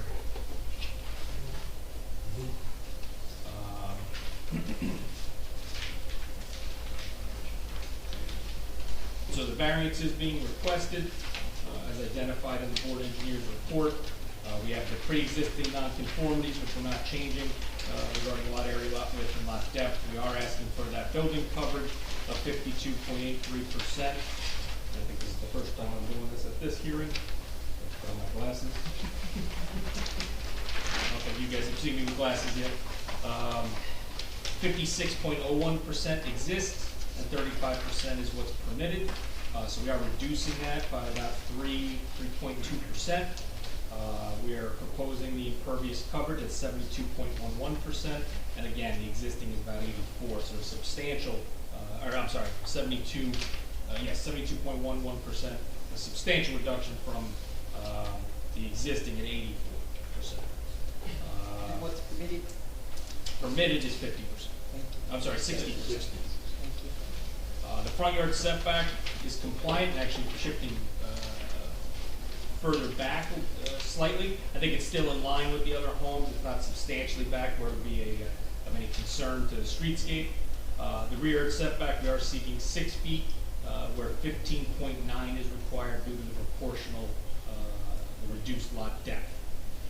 It's 5.97 feet exists. Lastly, the 2 variances for side yard setback, 3 feet on each side, where we're improving the south side, where it's 2.1 feet, and the north side is 3.65 current. On both sides, 4 feet is the requirement. Again, on these narrow lots, especially as narrow as this is, 3-foot setbacks are a pretty stereotypical request, and they do comport with the building code as was testified, providing proper fire protection where the specifically that north side, or I'm sorry, that south side at 2.1 feet is non-compliant currently with regard to having windows in a setback less than 3 feet. And we've testified that we're going to eliminate the request for the building height variance. So as a result, I do believe there are the 6 variances in total, 5 variances in total. The 2 coverages and the rear and 2 side setbacks. And I agree with that. And I disagree with the semantics. You said you're eliminating the height, request for height variance. Correct. You're eliminating the height variance. We're eliminating the height. Correct. So I believe the variances can be granted under both the C1 and C2 criteria. The C1 being the hardship criteria, or by reason of exceptional narrowness, shallowness, or shape of a specific piece of property, or by reason of topographic conditions or extraordinary exceptional situation uniquely affecting the property. The strict application of a regulation would result in peculiar and exceptional practical difficulties. In my opinion, this application certainly complies with that and is considered a hardship. We have a substantially undersized lot, making it exceptionally difficult to comply with the setbacks, specifically the side and rear setback, while providing a home that is commensurate with the neighborhood. The relief from the setbacks here is certainly warranted. As testified, the building envelope, allowed the building envelope is only 11 foot 10 inches wide, and that's including exterior walls and an internal partition wall. So the available space for a room next to the stairs is 8 feet. Upstairs next to the hallway is 5 feet. So it gets untenable to design a home that narrow. So that justifies the 3-foot setbacks. The coverage here, although over, I think it's commensurate with the area and certainly commensurate with temporary living and minimum building code size rooms. And that kind of drives the rear yard. We're limited side to side how wide we can go. So obviously depth does extend slightly, but we've held the predominant rear yard setback, not only of this property, but the surrounding properties, and what's pre-existed on this property. So I think it's certainly appropriate for the rear yard setback. Same thing. Stop you. I think you said temporary living. Is that what you meant? Contemporary. Oh, contemporary. Okay. I just wanted to make sure that was clear. Joe, since you were already interrupted, I'm going to ask you a question quickly. So I think kind of just to reiterate what the board was talking about earlier, you could potentially move the house forward an additional 4-point-something feet, right? Like to conform with the front yard setback. That is accurate. And that would give you a rear yard setback of 10 feet, correct? But then Correct. you would lose that parking space in the front of the building right now, correct? Correct. so that's more a C2 argument, yes. Right. The benefits that way to that. Yes, so would you think that it's a better planning or alternative to have that parking space in the front? Absolutely, providing the parking space in front as well as the garage parking space, providing 2 parking spaces in an area where obviously parking is a substantial concern, I think is a better planning alternative and maintaining a rear yard setback that is predominantly existing. Is there any mention of the curb cut? So we are proposing a curb cut at the front of the property. The curb cut, as identified on the plans, is 12 feet wide. There are no curb cuts throughout this area until anywhere south of the property and then north past the property immediately to the north. So I don't believe this particular curb cut will reduce the amount of on-street parking.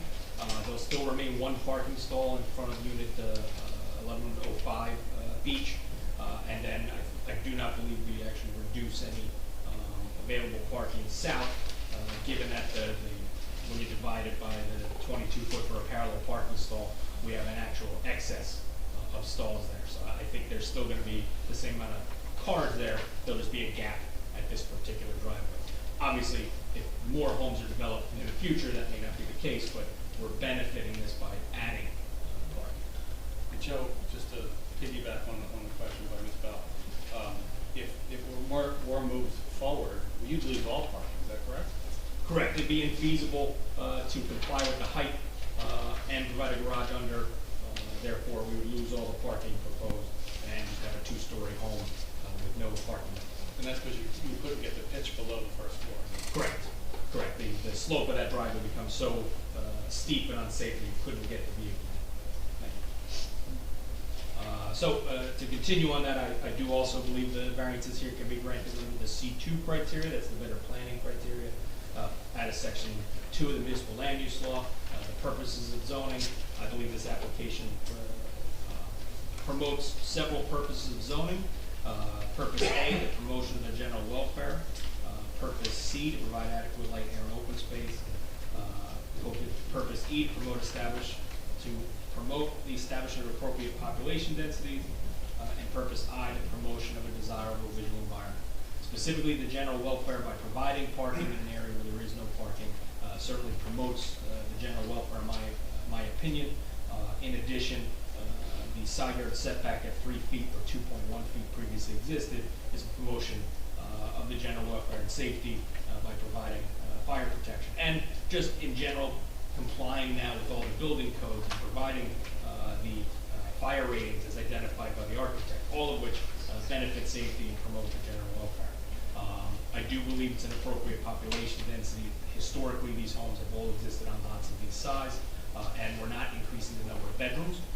So I do believe that's certainly a benefit as well. We're not increasing the parking intensity created by this lot, and we're curing the parking deficiency of the lot. So I think for that reason, I think the site is appropriate and benefits plan. The front yard setback is in line with the other homes and obviously compliant, so that promotes the desirable environment as well as the home design, as was identified through the elevations that were provided. Really a very good looking home in my opinion, and I believe I even heard some board members say that. So it's certainly a benefit to the area as well. And we're proposing a 2-story dwelling where 2.5 is generally frowned upon on such a smaller lot. So I believe this is certainly a benefit to planning for a number of reasons, and it also promotes the master plan goal from the 2018 master plan reexamination that the single family character of the borough is very important. Rehabilitation and infill of the housing stock should be encouraged. There's a home from 1912 that we're doing just that. We're rehabilitating it, bringing it to contemporary standards, and allowing for year-round living. I do not believe there's a substantial detriment to the public good as a result of the application. I believe the setbacks are appropriate. The typical spacing of homes in this block is about 6 feet between them, except for the one home that has a driveway next to it. So providing 3-foot setbacks, not only, in my opinion, is a hardship, but I do not believe it's a detriment because that is the spacing that exists not only in these few homes, but in this general area. The north area typically has reduced setbacks. I do believe the reduction in impervious coverage is a benefit, and certainly not a detriment to the public good. And again, we've eliminated a height variance, so I don't believe there's a substantial detriment to the public good as a result of the application. I also do not believe there's a detriment to the zoning plan or the zoning ordinance. The ordinance just can't contemplate homes of this or properties of this size. It's difficult to design, as you heard the architect say. So I do not believe there's a substantial detriment there either. So in my opinion, I believe the variances can be granted as requested. Joe, just last question, going through the Avakian letter number 4. There's some comments about your general notes. No objection to making those changes on your plan. We will add those notes. Not sure whether or not on our template yet, I apologize. In addition to that, as far as section F, as a representative of the team, that's a normal condition. Yes, it just identifies that all necessary construction permits are obtained. We will obviously do so. Thank you. Can I just clarify one thing? So we talked about moving the pop-up emitter to the curb.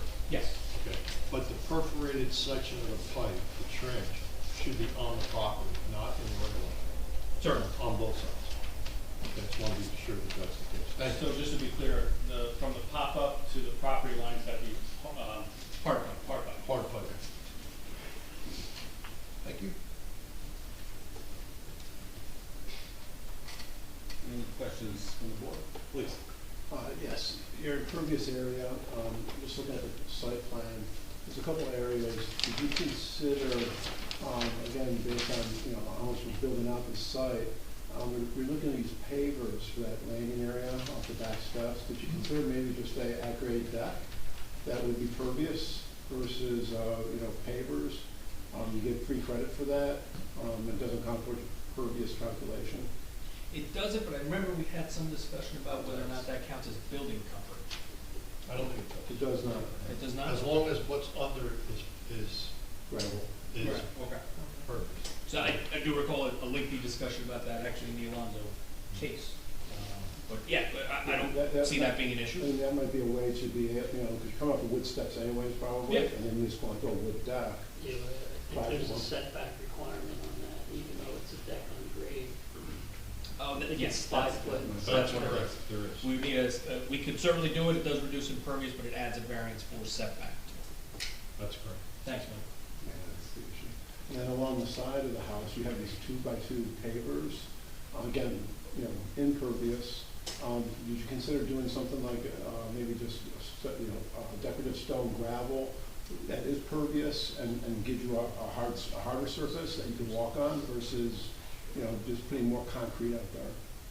Just another thought. So our thought was obviously we did want to reduce it. It is all concrete out there currently on that north side. So our thought was reducing it to the stepping stones, provided that benefit. And in the reality, those stepping stones are installed in a gravel bed where the runoff doesn't only fall vertically. It does surround them. It does operate as a pervious area. But by your ordinance, we're required to account each one of those pads as impervious. But in my opinion, even under the pervious paving standards, I think this would be considered pervious under. Could you even then consider pervious pavers, just to make it a little bit more, I know they somewhat work, EP approves them on their projects, Correct, well, and I should be clear, pervious pavers is actually an installation system, rather than the paver itself being pervious. It's a similar situation that the water travels around the paver and through the gaps. And so the driveway itself is going to be that as well, a pervious paving system? We are proposing a paver system through there, yes. Right, and is that going to be a pervious pavement? We didn't look at that because your ordinance doesn't recognize that. True, but it could be a goodwill aspect, just to show that you're generating some. And then how are you draining that? Pushes down into your basement? Are you putting drains along there, and where those drain out to? That's one of my questions. What's that? Your driveway slopes into the basement, right?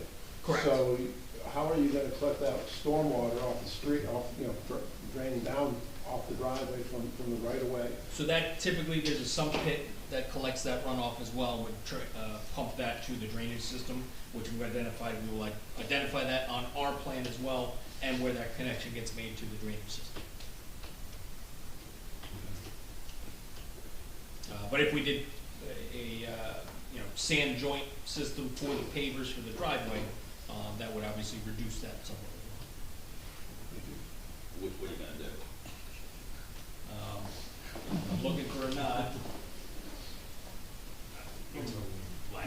Come on, yeah, come on. Are you okay with a pervious paver system in the driveway? Oh, It's yes. just a way of constructing the. Yes. Okay. Where?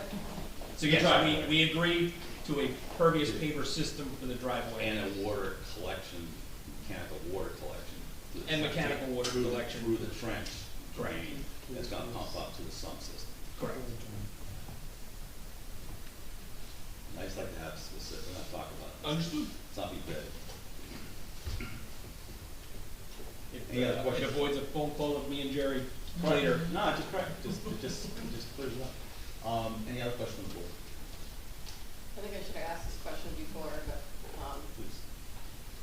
what is the square foot of the house now and what is it going to? Not the base coverage, the square foot of the living area. I couldn't find it on the plan. I believe, Looks I'll like- defer to the architect for the proposed. Okay. The existing, it's a one-story home and, there's, it's a 706 square foot footprint. Okay. I believe and that includes, the porch. So the dwelling itself is 606 square feet, so it's probably around there. Joe, I'm sure you're right, but this existing conditions plan says it's 1,260 square feet. That's the lot size. Oh, sorry, thank you, you're right. It's been a long week. Existing building coverage is 707. That's with the I'm porch. not looking for the building coverage, I'm looking Yeah. for the 2 floors, the square feet. So, on his architectural plan, he has, the basement plan is 520 square feet, 520 square feet, the first floor is 81. And That's the livable basement, square feet. obviously That's not livable. livable space. Right. So, I come up with 1129. Okay. Any other questions? Sure. Okay, just real quick, can you go around the property and explain to us what type of surfaces we're gonna have, starting with the, I guess, the east side, or the north side of the house where the stepping stones are? You said that's gonna be gravel? No, I think what we agreed to is to maintain the stepping stones, or at least Yeah, that's my. but where are they gonna sit, in grass In or between- gravel? In between, we gravel. Grass, what'd you say? Gravel. Gravel. Gravel. Okay, and then around the back, grass? Around the back, obviously the steps and the pad, and then the back area. I don't know that we discussed that specific cover. Do we anticipate any grass on the property, or usually gravel? It's currently gravel covered. I think we're gonna maintain gravel You wanna maintain gravel all the way around? all the way around. Okay, so the board needs to recognize that, right? Very, very small areas to get into with the lawnmower. That would be except in the right of way where we require grass. So right now you Yes. have, And you that have proposed bricks. the new planting strip. Right now you have bricks there, that's gotta be replaced with grass Absolutely. along the front of the property. And In the landscape. And the plans do identify a new planting strip. Yep. Jerry, historically, the gravel has been somewhat reluctant because if that goes right up to the sidewalk, it's gonna kick into the sidewalk. Well, it has been reluctant, but here, Can there be a strip of grass on the there's front? no, Just in the there's front? no yard. I understand, but where it says new concrete sidewalk in this point right here, that was grass, and that way you don't want stones kicking to the sidewalk, and you have to have a planting strip anyways. So that's why I raised the question. So Yeah. if the board wants to see Or rather retain, grass, you gotta let them know that. with a retaining wall, maybe just a small strip to keep the So- gravel from kicking to the sidewalk. So, That right-of-way strip's about 18 inches wide, from the sidewalk to the property. You're gonna have to mow that anyway, so another 4 square feet on that. No objection. We're Yeah, gonna have so- grass in the front yard anyway. Yeah, grass, like, you retrain it, but it says grass retaining in the wall. front yard. Maybe you go back to the covered porch and stop it there, if you want to go And I gravel. should that's say okay. grass in the front yard. If you're saying Rest where, right of way and You can cut, and somewhere in there, you can stop it there. I was talking about the Yes, retaining gravel. wall. You're talking about let him tell me what he's talking about. Well, I'm talking about grass. So from the right of way, inside the right of way, you want grass? Grass, yes. All right, that's fine. Yeah, and then, That's and what once you I'm gravel saying. up to the sidewalk, Thank it goes everywhere. So It's in- for, it's up the street. for clarity, we'll say from the new sidewalk to the front of the home. That's fine. Front of the porch. Up front of the porch. Front of the porch, that's what I mean, front of the porch. That's- Yeah, okay, that's you- good. Just as long as you don't have it done. That's good. One more question. Your neighbors both have retaining walls on the front. I noticed there's a clean joint on the property to the north, property to the south. It looks like almost the wall was built at one time. So you guys are gonna have to take care to, when you take that wall down, that you protect your neighbor's wall. Absolutely. And make whatever, improvements, fixes have to be done. Yes, absolutely. And I'm aware they've been in contact with their neighbors. Very good. That's all I have. Any other questions on the board? Opens up to the public questions. Seeing none, end it. Now open this up to public comment to the public. Come forward. State your name, your address, and you need to swear in.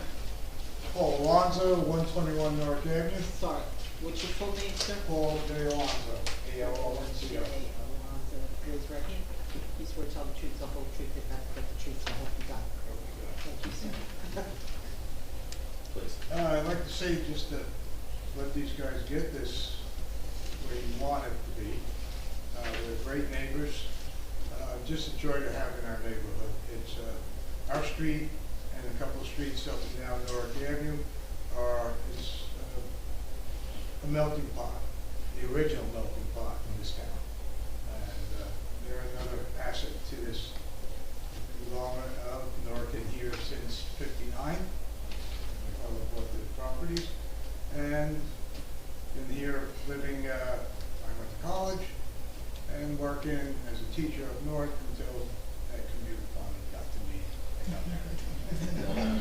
That's it. But I'd like to see these guys get what they need to have and what they're asking for. I even see some of the problems for myself, especially if I'm not that old. And other people coming across. The stones tend to get blown out. I think something else is better. Well, thank you. Thank you. Thank you, sir. Please come forward, state your name, address, and be sworn in. John Malooly, Can you spell that, please? M-U-L-L-O-O-L-Y, 208 Newark Avenue. So this is my first time here, so thank you. Thank you guys for all the jobs you do, by the way. You know, I know this is a volunteer position, and sometimes it's a no-win, and I appreciate it. It's pretty amazing the amount of due diligence you guys are doing, the questions you're asking, and you know, I know you're doing it for the best of Bradford Beach, so thank you. So I know, you know, we have, we don't want an overdevelopment problem. Certainly, apartments and condos and garage apartments are something we really need to scrutinize. In this case, you know, these gentlemen are investing in a single-family house and improving the neighborhood. You know, I'm investing in the North End. You know, to put it plainly, there's some houses need improvement. I know not everyone has the resources now. These guys are making an investment in Bradford Beach. Seems like net, it's a positive in terms of parking, in terms of the coverage. So, you know,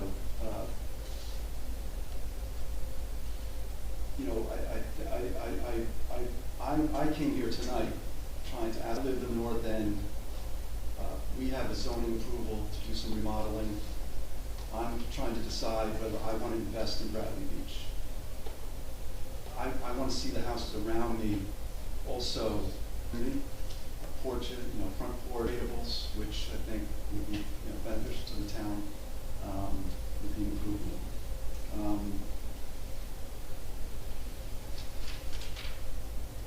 So specifically, I totally think this is great. I also, have the same comments around 106 Park. So any, improvement, and I know everyone wants to approve this. Just for your own understanding, so you didn't realize they're coming back again. It's just, there's zero. Any other comments? John Mott, 119 Newark Avenue, I'm sorry, sir, please spell your last name. M-O-K. Two young men here have been here, what, 50 years? They're babies. My family's been in Bradley Beach since 1930s. On Newark Avenue, on the first block, and this house is diagonally across from me. Michael is a hard-working gentleman who, if you don't remember him, he used to work in the coffee shop on Main Street. Surrounding streets, there's like a renaissance going on all homes. We have, at least Park Place, Cliff, Newark, and Beach. It's people that love Bradley Beach. I'm glad that I've known their family. I'm glad I know gentlemen. And we've got nothing to lose. It's a big positive. Thank you. Thank you. Anybody else? Seeing none, we close this portion. Any other questions, comments from the board?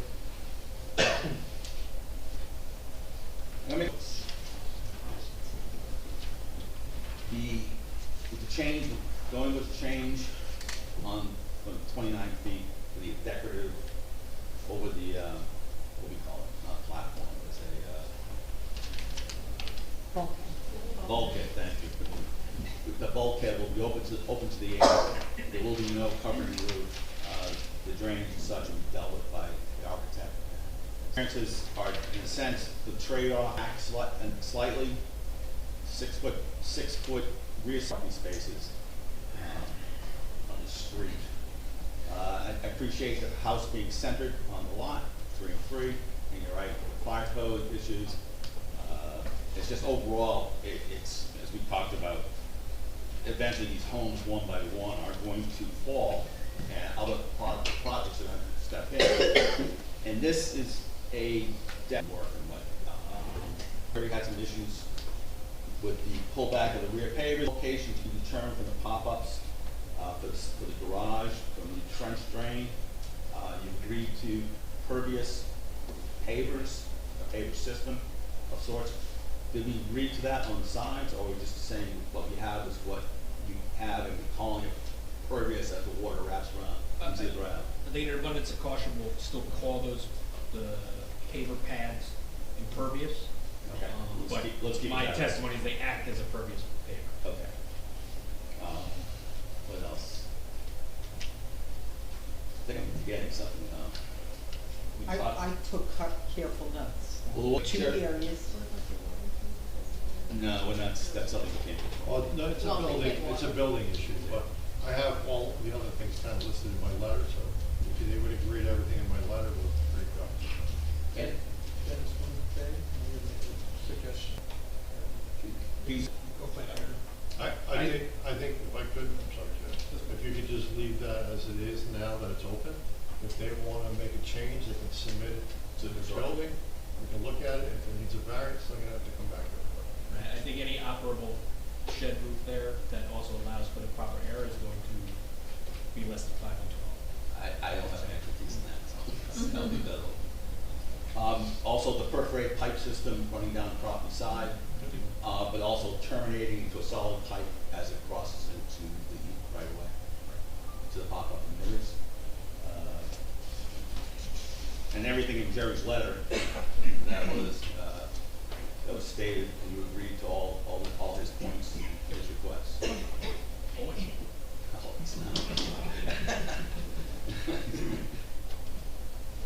Anything else to be added to that? Oh, grass, I'm sorry, I apologize, the That was grass. I got the grass. Right, so the gravel does not go to the sidewalk. Are you doing any part of it Or is it all No, the grass? gravel would essentially be the sides. Right. It terminates at the front of the house and we go backwards. Sides and rear. Motion, you need a second. Yes, sir. Second. Thank you. That was your next, right? Go ahead, please state your reasons pro or con as to how you vote. Ms. Mahoney? As we see Bradley Beach develop, I think we're gonna see instances like this more and more, and I think we can't portray the problems that we won't see. So, I vote yes. Ms. Saracen? Yeah, I vote yes. I think that the professionals and the homeowners have made some concessions and compromises that help support this project. And so thank you, and people around the property. Mr. Maynard? Yes, excuse me, I vote yes. I think the applicant has shown that there was no substantial detriment to the public good and a substantial impairment to the intent and purpose of the. I know, I've heard people appreciate the capitulation that has been made, with regards to the height and the other things that we've discussed that I won't list ad nauseum. But, it's certainly appreciated, and I also have to second, feelings about, the public coming up and speaking. That's very welcoming. Oh, yeah, certainly, I think the improvements, Thank you. Councilman Norwood? I vote yes, which I'd like to say, it's great to see the investment continue on both sides of, a net positive to the property, and the concessions that were made are, appreciated, as well as, the professionals, looking to guide you in the right way to, develop the property in an excellent fashion, so yes. Mayor Gupatosi? So number one, I am thrilled at people who want to invest in Bradley Beach, and whether it be the north end or any other part of town, it obviously demonstrates a great commitment to our town and our community. And one of the toughest things sitting up here, our plans, but they are just violating, too many of our rules, and they're trying to cram too much into a relatively small space. Your presentation today, coupled with your flexibility, has really impressed me. I think the presentation, but I will tell you, when I came here tonight, I had a major concern about the height. And the fact that you and your architect were able to determine pretty much on the spot that that could be adjusted, that was very refreshing, because one of the things we have to do here is not only try to give you as an applicant as much as we can, but we also have to safeguard your neighbors. You can't overbuild. At this point, all the things that you and your team have done to make your dream house fit this property, I give a resounding vote of yes. Thank you. And Chair Mayor? I vote yes also, and I think it was a great, this again, we're facing legacy zoning issues in Bradley Beach, properties like this, undersized lots, and everyone that comes up, you're never gonna get a zero variance project.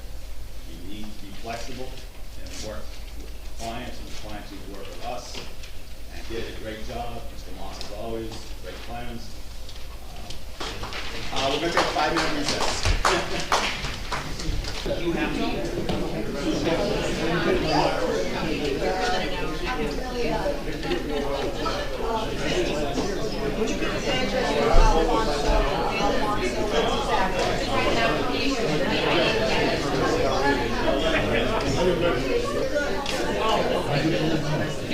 I'll make the announcement.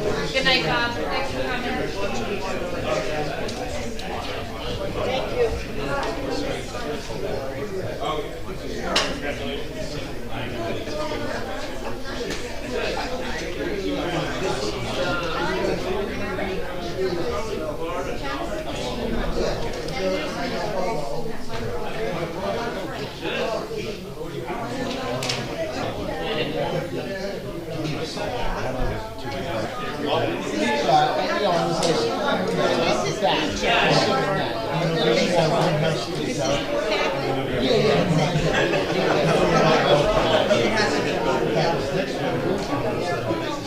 Yeah.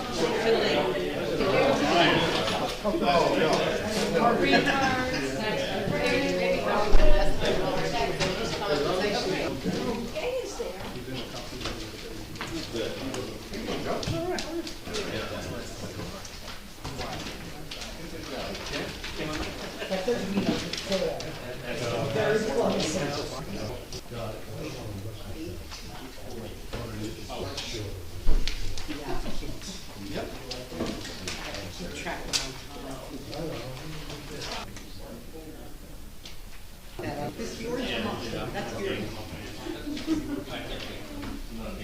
Okay, and I noticed that.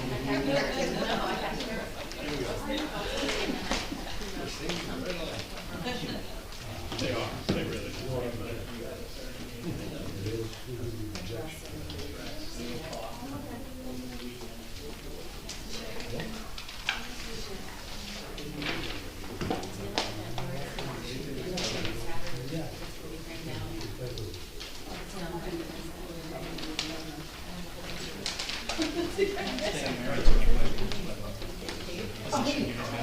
No, well, he's, we have no idea.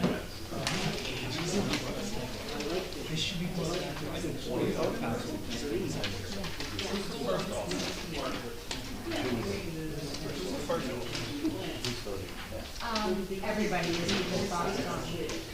Yeah. So we're all. You I have the marker. Do you have more of Bradley Beach, like in the street, like this? This looks like the same one. I know, this is it, yeah, very similar. Oh, okay. So tell me this new one, which is different than beach. Okay. Everyone's got? Which is where oh, there it is, okay. I marked this one, that's perfect. Okay.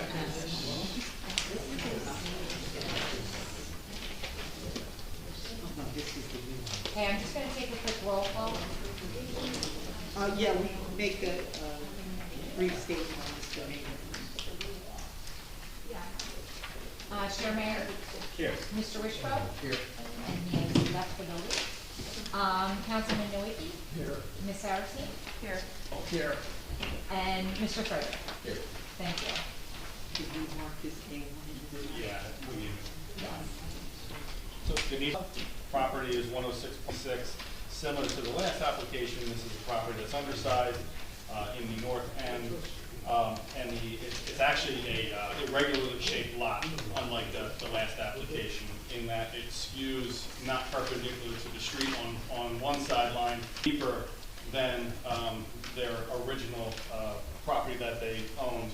And the testimony will show that, however, we are asking for variances due to the deficiency of lot size, minimum lot width, lot depth, as well as because we're proposing under basement parking, similar to the last application, we are asking for variances associated with that as well.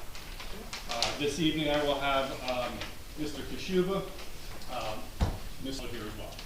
And their credentials again. We accept them, right? Thank you. And Joe, you've already been sworn for the evening, so you understand you're under oath, right? Yes. Okay.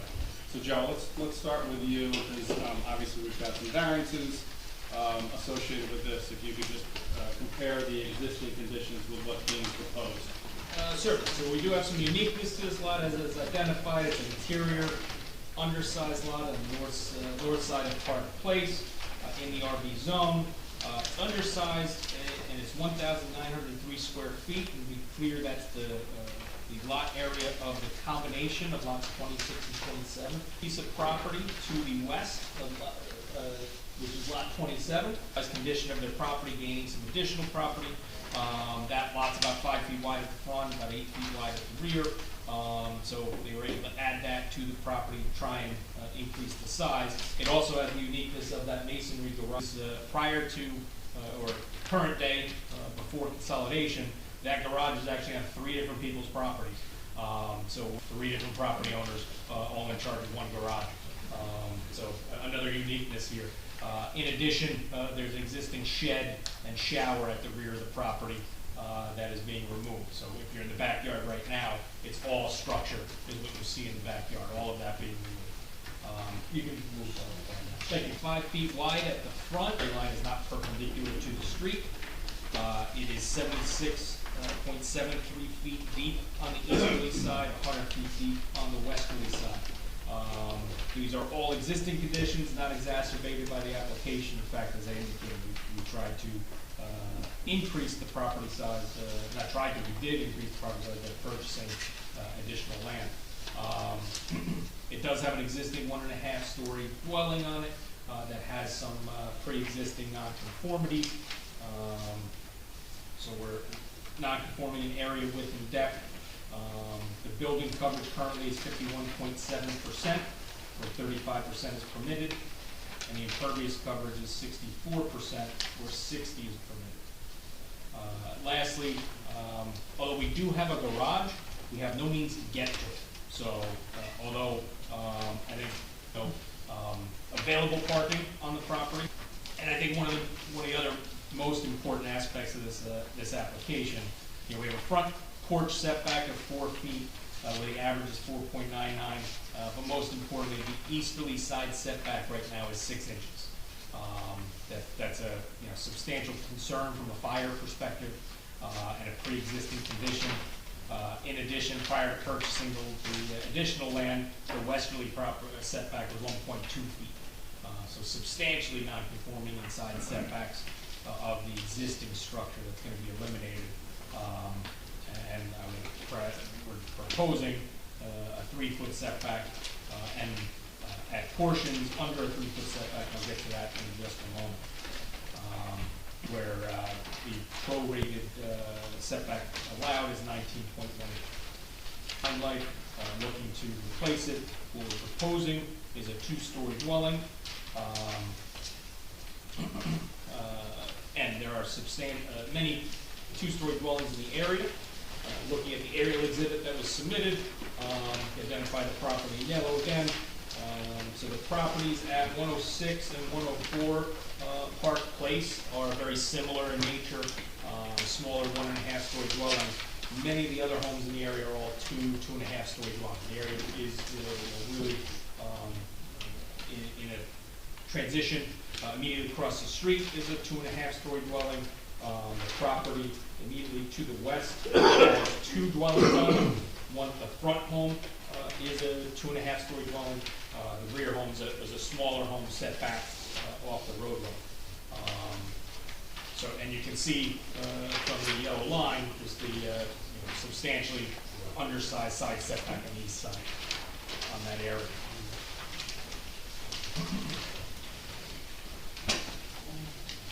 So we're proposing to eliminate the dwelling, the shed, and the garage, and construct a 2.5-story dwelling. 2 stories, that 6-inch setback. And because of that non-parallel condition, you see we have on the plan the house has somewhat of a bump out. There's certain areas that are less than 3 feet. At the back corner, we're 2.9 feet. At the midpoint, we're 2.3. That bump out there is about 1 foot wide. So the side setback at the middle of the home on the easterly side extends from 2.3-foot setback to 3.3-foot setback, and then we're at about a 2.8-foot setback at the porch. 2.8 at the house, 2.7 at the porch. So those are all increased from the existing 6 inches, and we do comply with the building code regarding fire protection. We have specifically identified window locations only in those areas that are 3 feet or greater. So we are compliant as far as the window locations and fire codes on that side of the home, where pre-existing certainly isn't. The windows there where 4 feet is required, where 12.82 is the average. So we are conforming there, and in similar fashion. The necessity for that is to allow for an outdoor driveway and to be able to access the proposed garage. The porch is at a 9.5-foot setback, where 4.99 is the only, where about 13 square feet. Where about 13 square feet. We don't have any walkways up the sides. We don't have a pad at the bottom of the stairs. It's the driveway, the stairs. It's the driveway, the front walkway to access. Certainly not, substantially has to be permitted. And only slightly permitted, and only slightly larger over 20 property. It was submitted as part of the application. Larger over 20 property. It was submitted as part of the application. It's also identified elevation 8.33, which is 92 inches. Why that's important is elevation 8.33. The front sidewalk is at about 13.7. So that seasonal high water table is about 5 feet below the sidewalk, give or take. We have to stay 2 feet above that, which means we can only have that driveway go down 3 feet, where typically, such as the application previously, we're down more like 4 to 5 feet into the ground to allow for that garage area. In this particular case, we just can't do that because of the water table conditions. We're closer to the beach. Any area, as a result, is simply governed by the water table forcing that garage up. So we are requesting a height variance for that. I do want to note, as indicated earlier, there are a substantial amount of homes that are much taller, specifically 1001 Ocean, right on the corner. Those still substantially taller than what is proposed here. So I do not believe it will be out of character with the neighborhood. It'll look, especially as we're getting closer to the ocean front, the homes tend to be larger, typical, and more typical and look less out of place on this particular lot, having that additional 2 feet, which is purely, again, I think the benefits of the garage here outweigh the detriments of that small elevation. Lastly, in the rear, we do have that the proposed deck, which is not at grade rear yard, to the slab, having an appropriate height for a garage, sets your first floor, so sets that first floor about 3 feet above grade. So they're asking for the deck to be at that elevation, for aging in place purposes and easy access to their rear yard.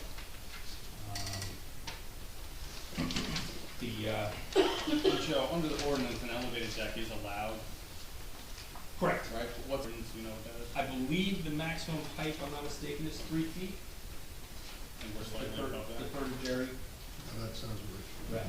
And it is slightly higher than 3 feet. It's 3 feet on the left side, but on the right side, it's about 4 feet above grade. So the lot over a 21-foot span, the grade is about a foot off.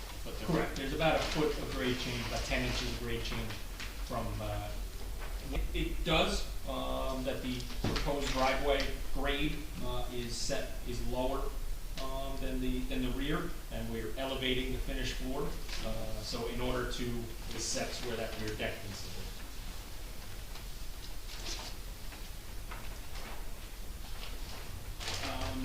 And as far as the rear yard setback to the building, Yes. we meet the minimum 10-foot requirement. 1.18 is the requirement, so we do require relief, but it is On this application, correct? correct. So you'll notice on the basement plan, Mr. Moss, I'm sure will go over it as well, but the depth of this home does allow for 2 cars in the garage area as well as a car where existing is non-conforming.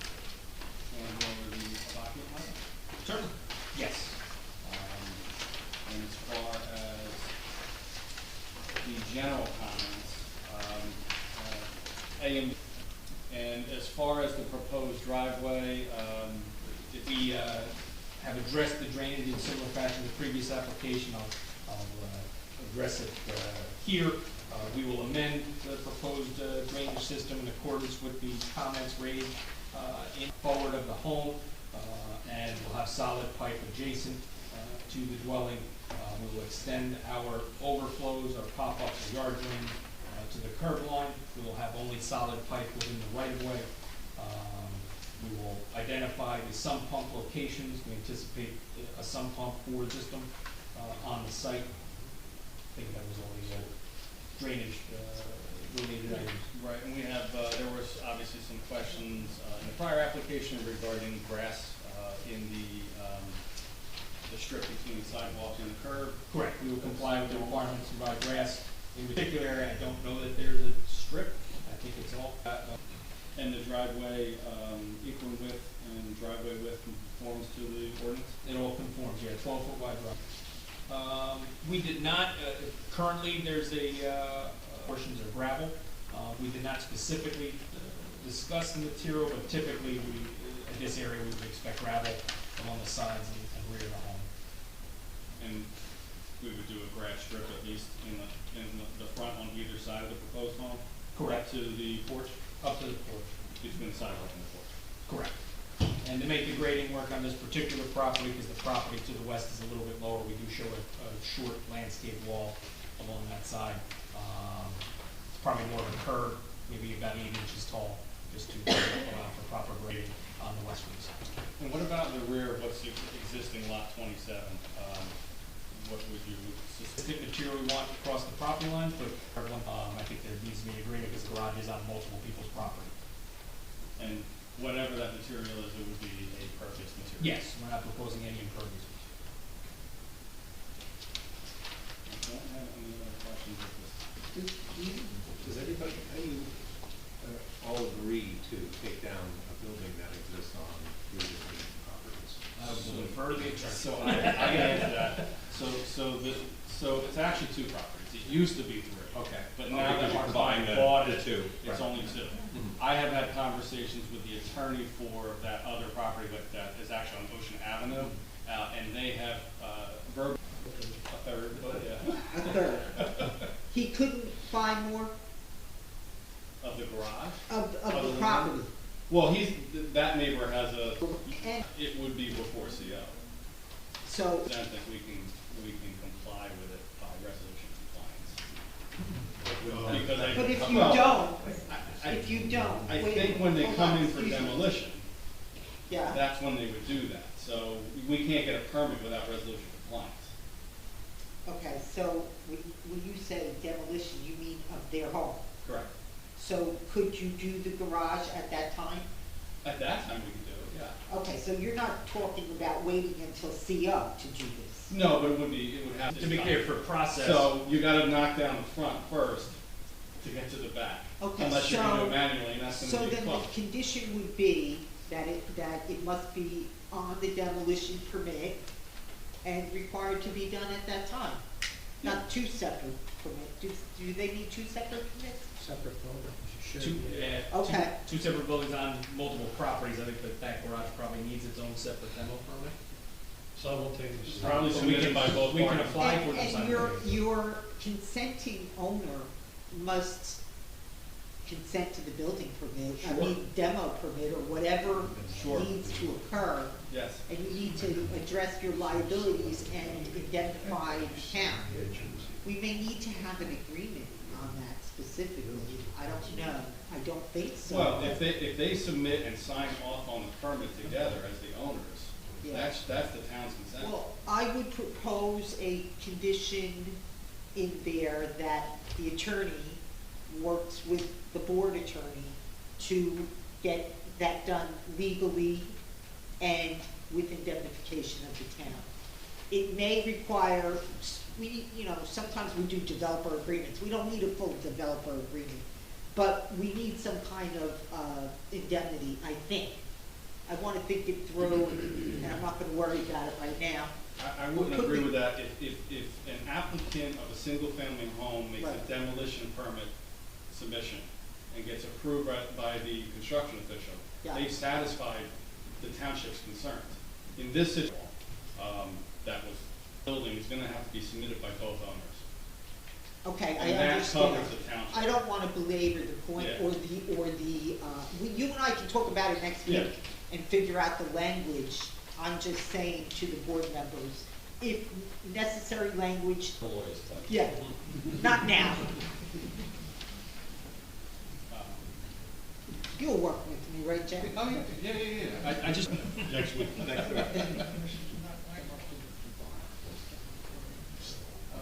Where were we? I think I was complete with the letter, I don't know if the board had any other questions. Any question on the board? Are you bringing up the architect stuff? We will, yes. I have a question about the lot 27. So they bought, did they buy 27 or they bought a piece of the lot next to it? No, 27 was So are we doing the deed? Do we need to do the deed for that? I think the deed includes that lot. I think their deed covers both lots. It does, it's 26 Yeah. and it includes 27. Yeah, Okay. the description covers both lots. However, she's correct. That's a consolidating, we've already recorded the deed. So we don't have a problem with a lot change number. It's one deed. So in essence. That's a once- consolidation. That's, once one deed is recorded on both lots. it's You're saying consolidated. it's been done. Yeah. Okay. Yeah, it doesn't have to, under the law, it doesn't have to specifically say, this is a consolidation. Okay. One deed covers both lots, they're both undersized Lochner, they merge. Yeah, if you look it up, there actually is no lot 27. Oh. You're right. There, you have to look, it's 26, then 28, and you You're go right. into 26 and you see 27. Correct. So just to follow up, thank you for checking that out. Yeah. But the wording here says, common lot line to be merged into one lot. So I just want to confirm that that language is not completely accurate, that it has been merged. Which document are you talking about? I guess it's A, Oh, on so you have them one, the architectural plans. on the site demolition. Yeah. Yeah, you see Joe's, so the variance plan, or is this your grading? This is your grading and drainage plan. I think the cover of the architectural plan, and obviously Mr. Mustin can identify, but I think that was just shown to make it clear that we are eliminating the lot line, but as testified, a deed has already been issued, it's already been eliminated. Yeah, it probably should be from the tax assessor changed to lot 2601 because it was two former lots. But we can deal with the tax assessor if this is approved. So, question? Please. He wasn't 100% sure. I better understand that, the fact, the reason for the extra 2 feet in height on the building. Correct, so that defines where our bottom slab starts. I'll defer to the architect to speak about the heights that go from there, but my office was involved in obtaining that and designing where that bottom slab starts, and that's really where, that's our bottom number. We measure up from there, and in order to provide that garage under, we need a certain height, and that's what really drove the building height request. And you also provided a little bit of testimony regarding the elevated deck.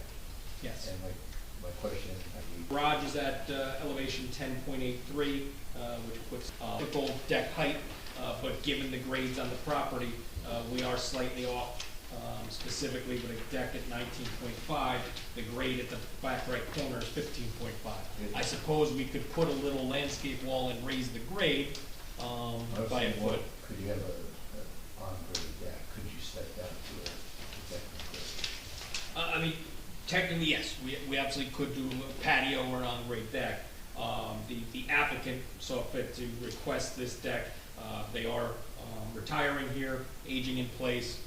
The steps would be a concern for them, so that's part of the reason we designed it in this fashion. And again, we could eliminate the relief request simply by regrading the right side. We don't have a whole lot of room there, so we try not to add more retaining features than we need to, but technically, I don't believe it would be contrary to the ordinance if we put a small 1-foot landscape wall there and actually raise the grade on that side. That would actually eliminate the relief. You keep on talking about them aging in place and then having, the steps will be difficult for them, but aren't there steps to get into the front of the house, and isn't it a 2-story house that only has steps in it? It is, yes. Is there an elevator? There is an elevator? Yes. Okay. That was an So yeah, there is an elevator from the basement up to the second. So they don't need to use the steps then? Correct. Thank you. But staying on that deck issue, the corner is 2 feet from the property line, isn't that an issue? That is variance. Correct, there is a variance for that as we identified, 2.83 foot. Right. And even on a grade deck requires 5 feet. 5 feet, correct. So either way, you've got an issue of proximity to the property. That's to be discussed, because I tend to agree about the height, but that's when you put it. Sorry? I was asking about it for impervious coverage and purposes, just to consider on-grade. So just for some clarity, to the west of this property, where they bought the additional lot, what's to the west of that lot? That contains 2 dwellings on it. So, So this entire thing here, this entire lot, including the home that says 108 and the home in the back right, that's all on one property. So that's a driveway coming up that. And that's a driveway coming out to access. Okay, so my question is, you're giving less than 3 feet. So why wouldn't you push that over and take the variance on the western property where you're adjacent to a driveway, not an adjacent structure? So the issue with that would be you would eliminate all of the windows on the westerly side. Any structure that's within 3 feet of the property line can't have windows. We were able to utilize the unique shape of the property, and by creating these bump outs, there are some small areas, specifically in this area here, that would allow for windows, and the design, and you'll note it on the architectural plans, we have a limited amount of windows on the easterly side because that home is so close. But if we did shift this even an inch to the west, that eliminates all windows on the westerly side of the home. You can do the same thing with bumping out Same thing- Well, same- the that same thing side you is- did on the eastern side. That side is parallel, so that, but from a design perspective, we really couldn't. You say parallel to that. Correct. I don't see any place on the east side that says 3 feet. We didn't label it, but where that bump out is, it actually goes to 3.3 feet. So there's an area there in the center of the building that is more than 3 feet from the property. Even though it says 2.3. 2.3 is to the closest point, Right, right. and then it bumps in another foot. Underneath, on the canvas. Yeah, when you're jogging by the elevator, it's 2.5, and then you've got more to the. So all the windows on that side are put strategically to keep it in 3 feet? Correct. So it's not shown, okay, we jumped ahead on that. Correct. And And the architect will obviously describe that to you. And when you say all the windows, it's 2 windows? Correct. We have a limited amount of windows on that side because that's the side we are so close to the home. Thank you for that clarification. That was, Yeah, understood. It's a unique property. Did you give testimony as regarding the heights of the buildings that are on Ocean Avenue and 104 and 108? Do you have any supporting testimony? I don't have the specific heights of those. 104 is a 1.5-story home that is shorter, I would say less than 27 feet. 1001 on the Ocean is a tall 2.5-story home. I don't have an exact height, but it appears to be in the 33, 35 typical 2.5-story height. Same thing, as you go down the Ocean front, those are all taller homes. Immediately across the street is a new home that looks to be built, right at the maximum. In fact, the roof lines are Do you know if the lots are all undersized as well for those homes on? So 1001 on the corner is definitely an undersized lot. That's the one we got. That one is 84 feet by 23 feet. So the ones on the Ocean the first 3 on the Ocean, 1001, 1003, 1005 are all smaller lots, I would say similar in area to this. As we go further west, those larger homes are on larger lots, some of which are conforming. So like 108. There's a mix of lot sizes in the area. Are there different zones? I'm sorry? This is all in the RB zone. And the ones that you're talking about are all? Are also all in the RB. In my opinion, yes. The most prominent that you see going up Ocean Avenue is the one on the corner. 101, right, the old hotel. Yeah. And it's my understanding that we've had some changes in our height ordinances. It changed to 30 feet, I'm sorry, 30 feet to 27. Correct. It wasn't, there was, now, correct, it was unassessed lots. Correct. Hey, back to the deck for a second, your opinion as a planner, which would have a greater negative impact, the elevated deck or an at-grade deck or a patio? I think an at-grade deck or patio has a little bit less of an impact because you're not elevated. I don't know that it's a substantial impact, but if I'm grading just the two of them, I'd have to say the lower one. And you said the elevation would be about 3 feet of the deck? did you also say one of the deck would have 4 foot, so that would not be compliant? And my testimony is we could adjust the grade there to get that to 3 feet, but which is 3 feet is ordinance compliant. Joe, on one side, the deck is compliant, it's on the east side. East It's not side. compliant partly because of the slope. The grade change, correct. And also, I think to address one of the questions about the setbacks, there is a utility pole existing. Yes. At the old property line, between 26 and 27, correct? There is. So as a result of the application, we do have to have the utility pole relocated, which will be in contact with the power company, JCP&L, to relocate that to be along the property line to the west. And in addition, we are not losing any on-street parking as a result of this application. It is all yellow curb currently along the front of this property. Can I ask that you consider relocating the pole and keeping it more on your frontage instead of putting it on the property line with your neighbor who has the driveway right up against the property line? Yeah, we could certainly move it 12, 18 inches to Can we the make east. a note on the plans and make sure we follow through with that? Absolutely. 4 feet. In other words, they're gonna relocate the existing utility pole to the western direction. approximately 7 feet.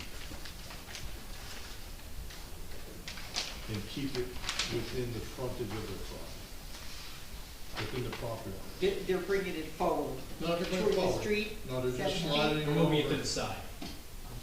We're not gonna move it all the way to the common property. Right, I know that's typically where you'd wanna go, but your other driveway's right up on the Yeah, property. the neighbor's property line, neighbor's driveway's on the property line, so Yeah. you're correct. If we put it right on the property line, it would actually impact their driveway. Such as like 4-foot buffer. We'll relocate it to make sure it does not impact the driveway in lot 28. Thank you. That should be a condition. Yeah, we'll put that as a condition, but of course, the utility company is going to. Yeah, subject to approval. Right. Is that a terminus point at that, is that guide as well, or is that? It's not, it's an inline pole. Okay. It does continue to Ocean Ave. Any other questions from the board? I wanted to ask you, is there a benefit to putting a recharge system on the right-hand side of the property instead of in the back? Correct, so what I testified to and is not on the plan, we're gonna amend the drainage system to be very, almost identical to the previous application, that it will be in the front yards along both the east and westerly sides.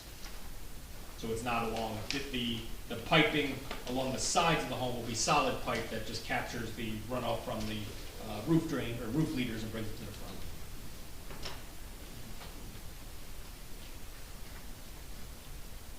And open this portion up the application to the public for public questions. Please come forward. State your name and address. Hold on a second. What's your full name, sir? Daniel Walsh, Spell your last name, W-A-L-S-H, address. 1003 Ocean Avenue, and also 103 Park Place Avenue. 103. Those are two different streets? Yes. The whole street, nothing but the street, so help you God. Is he doing comments? No, question. Oh. Questions You on? don't need to be sworn. Okay. But you're sworn anyway. Okay. Still has to be The questions I have was, I have, To I built a house to the across the planner, street. to the planner. I'm sorry? This is questions to the planner. Oh. Engineer. Okay. Engineer. Okay. I'll take both. Here's a, Simon did my boring for my house right across the street, which is 50 feet away. And it shows where the high-rise water line is, season high, 3.5 feet. Okay. Going down in the driveway, how deep were you going down? Because it was 5.5 feet when I looked at the plans last. No, below the street, we are 2 foot 2 inches. Below that sidewalk? Below the sidewalk, we're closer to 2 foot 10 inches. That's the season high is 3.5 feet. Okay, so they're very close with it. I didn't put a basement in mine. Is that 100 Ocean Park? It's a similar basement. Was garage was put in there. Okay. Now we got water on that street, 24/7. It's not draining. And you got a sewer at the base of Ocean Park. You don't have a sewer at the base of Park Place Avenue. Park Place Avenue, the water runs down, makes a hard right, and goes to Ocean Park. That's where it drains. Goes from Newark to Ocean Park. Okay? I'm concerned about water lying on the street like it does on Ocean Park. Okay? And the utility pole, if you did move it to that fence that's on that property, the neighbor's property, that's 1 foot into their property. So that driveway is not hanging on that property line. Property line is in the middle of that sidewalk. Do we have corroboration? We don't have any I'm sorry, sir, but we don't have any corroboration. You're stating what we think is correct. Well, how else am I gonna do it? I know, we don't. I don't know. We don't. Building a house and I have a conforming land, and I comply with everything I have to be done. Questions to. Okay, cool. The drainage is the problem. The water on Ocean Park lays there. It's a similarity. Okay, so where's the water gonna go? There's no sewer at the base of Park Place Avenue. I think the question was, where's the sewer? Where's the water gonna go? Yeah, That's a where's the valid water gonna go? question, I guess, but we don't have any testimony to that from the town and or from elevations or anything else, so we're going on, long-term hearsay, but it's not proven. Well, okay, hold on. So this is a chance for questions. Later on, you can have comments. Well, no, he's asking, he is asking a question. So, I'll make his question for him. I'll make his question for him. Where's the water go? That's it. yeah. The water on Park Place does Yeah. drain east to Ocean Avenue. That's your question. Where is the water gonna go? Right, it drains Yeah, east to where's it Ocean gonna Avenue. go? That's his question. Drains east towards where? Ocean Avenue. We don't really, okay, that's, oh, no. And what's the difference between what you're saying the mean water table high is and what your report says? What's the difference? So he has a report, I don't know Yeah, this elevation. is Simon Engineering. All right, time out. If you're going to use that, and you want the board to consider it, you have to mark it as an exhibit and describe it. Are you submitting that, sir, or is that your copy? This is I can submit it if you want. Well, the Just applicant, it's sir. probably wise to do. Okay. Yeah, so, can I mark that, please? No, I only want one, sir. You've already given us. Listen, I only have one. I have It's a long one. It's a long That's an report. official stamp. Okay, so. let me just quickly, I am marking it objector 101. It is called Simon Engineering LLC Geotechnical Investigation for 103 Park Place Avenue, Bradley Beach. It is dated March 26, 2019, and it is sealed. So these describe the conditions in 2019. I don't know whether things have changed or not. Your geotech was done recently, I assume, Mr. Kosuba. More recently than that, I believe it was in 2024. Okay, so there are 10 pages, including a map and some photographs, many photographs. It's boring. It's to say what. And then, of course, the witness can testify on that. Do you have any more questions directed towards Mr. Schmidt? Do you have- What was I gonna say? Because we will have time for comments. No questions. This is just a major concern. Don't believe No, me. Thank you. Okay. You leave that? That will have to go to Christie and Mr. Applicant, if you want a copy of that, you can ask Christie to give it to you. I don't know how to address this or resolve this. It's an engineering issue. It's a grading issue, it's a town issue. I can't listen. This is good that when you become the architect, if there's gonna be questions being brought up, and that subject probably will come back up. Well, that's why we are careful going forward with sidewalks. And it can vary, however, this is only 50 feet. I don't know where the test was taken on the site, well, let's just say they were 100 feet apart. In 100 feet underground, things can change. Yeah.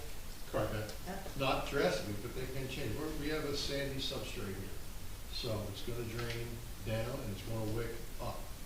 And they shouldn't be that different, but they could be.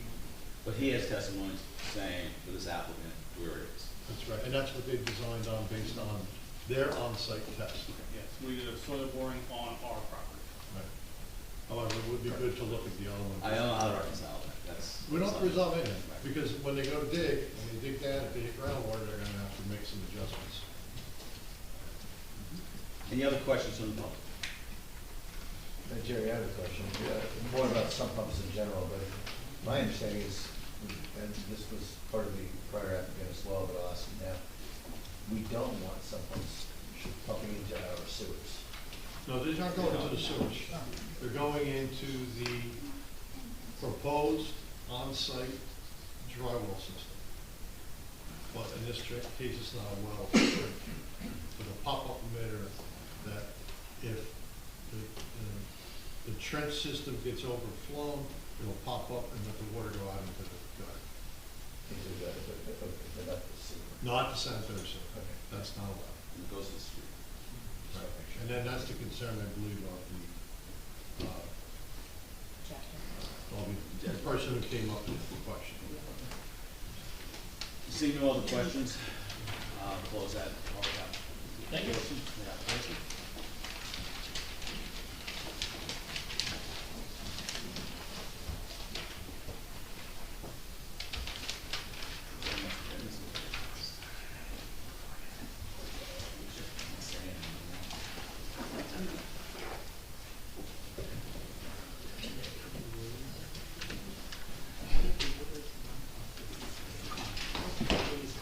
Mike, you understand that you're still under oath from swearing on that earlier? I do.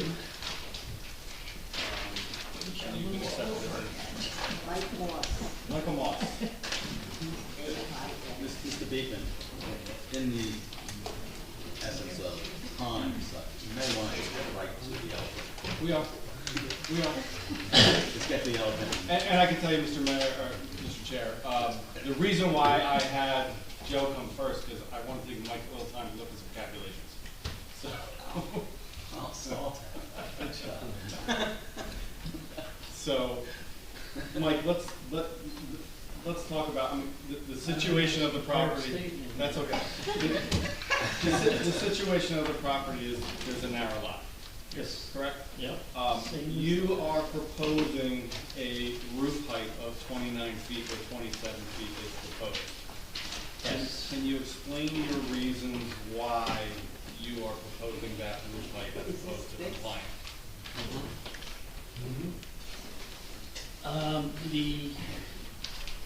Again, like the last, I can't mention the last one. No, because Yes, they're not it's connected.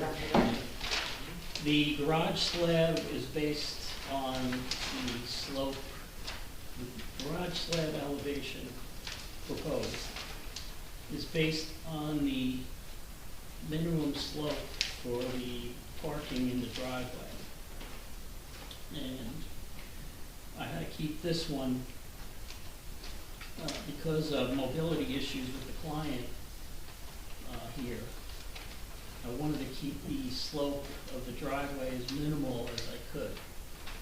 So we're not going into the ground as deep as we could, so the resultant height of the building is higher. What is your driveway pitch on this application? I knew you were gonna ask me that. So that should be on the elevation. It's 2 on 12. It's a 2 on 12. You know, Joe, you know the percentage grade off the Percentage rate of the, It's a 2 on 12 slope. so that'd be 16. 16. And what's kind of standard? That would be the maximum actually for parking comfort. You can do more than that, but that's the general recommendation for not being a site engineer in the last 20 years. And that has to do with like handicap accessibility Right. and those kinds of things, correct? Correct. So we want to keep it to the minimum as possible, also respecting the water table height. We're not down, I think we're down and affecting that. So that results in the roof pitch or the roof height, ridge height at 29. And so, it's also based upon the average grade of the site as well, is that correct? It is, we have to take the ordinance requires average grade, we take the height of the average grade around the building perimeter, which is generally the midpoint of the building, the proposed building. You can see it's bulleted on the elevation. You can see What sheet is on? Z3. You can see where I'm taking the grade, existing grade. And this property, there's a pretty significant change in grade from the west side to the east side? Yeah, and there's front to back too. There is a difference in grade, maybe a half a foot. And then substantial from the front of the building down to the sidewalk. It grades down substantially. So where? The building it's pretty flat, but there is a slope front and back and up to the So based on grade, where are we at the highest grade and lowest roof line on this site? The highest grade and lowest roof line. That will be in the back. And I would need to give you, it's approximately 29 feet. Little less.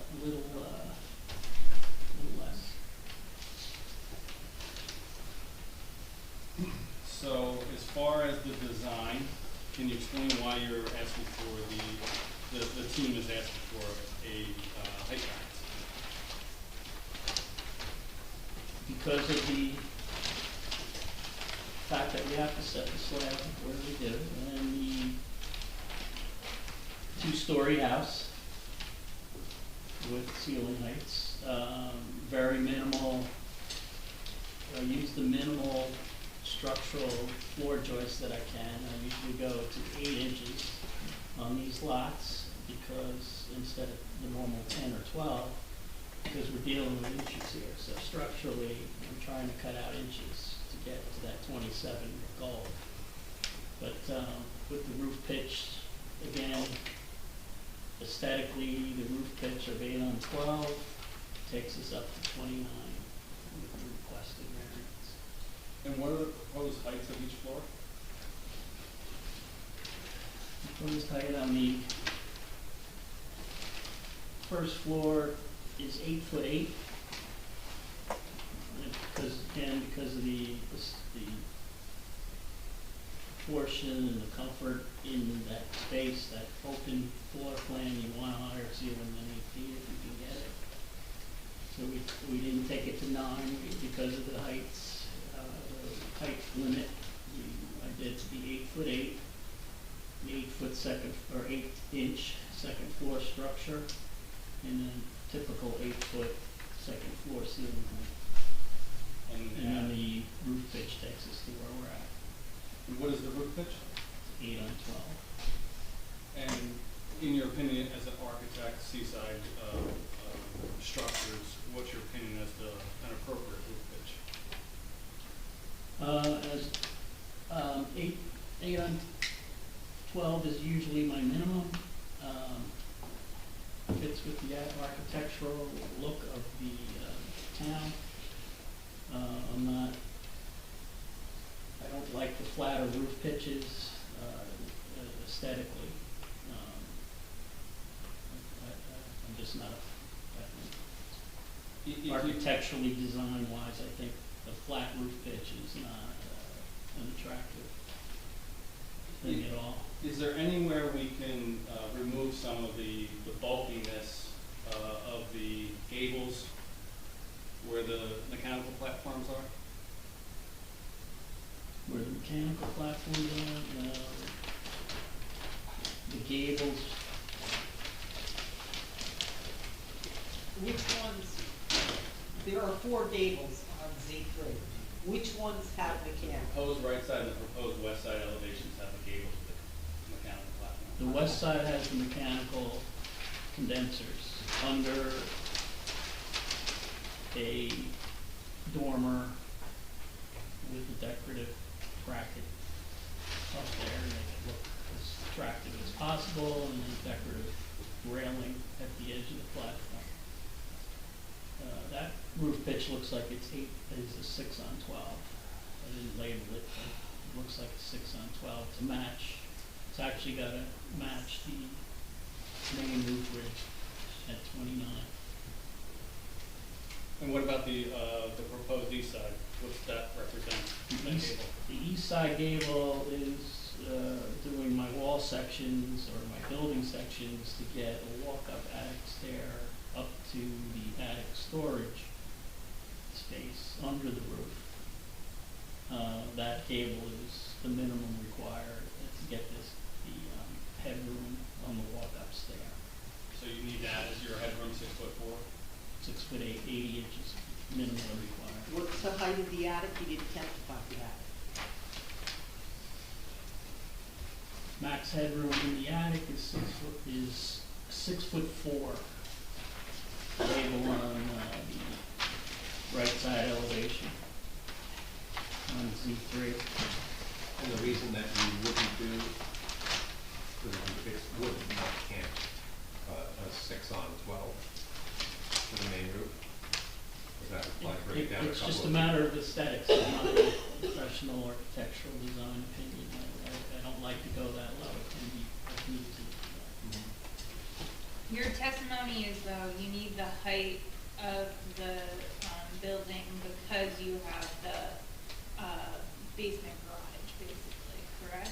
Correct, and I'd have to minimize the slope because of the owner's mobility concerns. So I we're can't go gaining- steeper. You're gaining 3 parking spaces, 2 or 3 parking spaces? Yes, you're gonna gain 3, The elevator goes down into the garage. yes.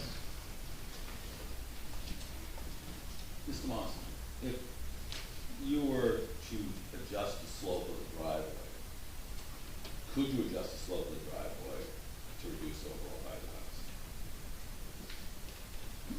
No, I would, Forget about the requirements that you've been asked.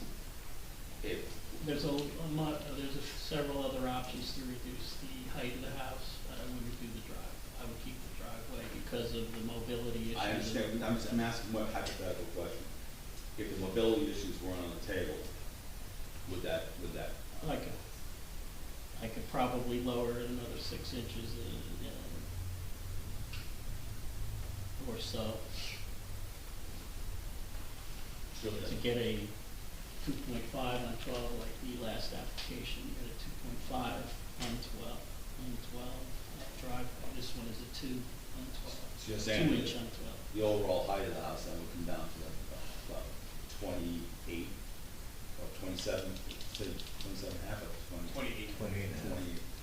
20 and a half. So we're talking de minimis, 6 inches. It's either, you've got to set, it's either have it or no park, or change the roof aesthetically. Well, what we can do and what I do often is lower the plate height on the second floor. That's reduced. From 8 foot to 7 foot, and that takes a foot right away out of the roof height. And it just creates a little bit of a sloped edge along the edge. In the rooms. In the rooms, it's just creating a minor angled roof pitch.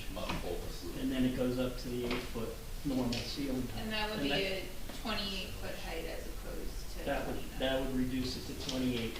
And then you could change the pitch of the roof And it could change the pitch of the roof to 27. to get it to 27. Mr. Moss, you're confident that the pitch is 8 right now? I'm doing quick math and I'm coming up. It could be short. 10. I'm sorry, I didn't, I'm losing about 10 inches, so you're like. it's probably a 10 8.5 to and 9 12. foot, then 8.5 or 9 on 12. I interchange 8 or 12, 8 or 10 on all my designs. This could be 10. So we could lower to 8. 7 on 12 and the roof style. Or regardless. 7 or 8, whatever pitch I need, I would do to get the 27. So you And use, take the plate height on the second floor down. so you use 27 as the operative number back in. Let's say, no, you could 27 feet is the operative. I can get to number, 20. And then you back everything else into it and make it fit. Yes, I can get to 27 very, if need be.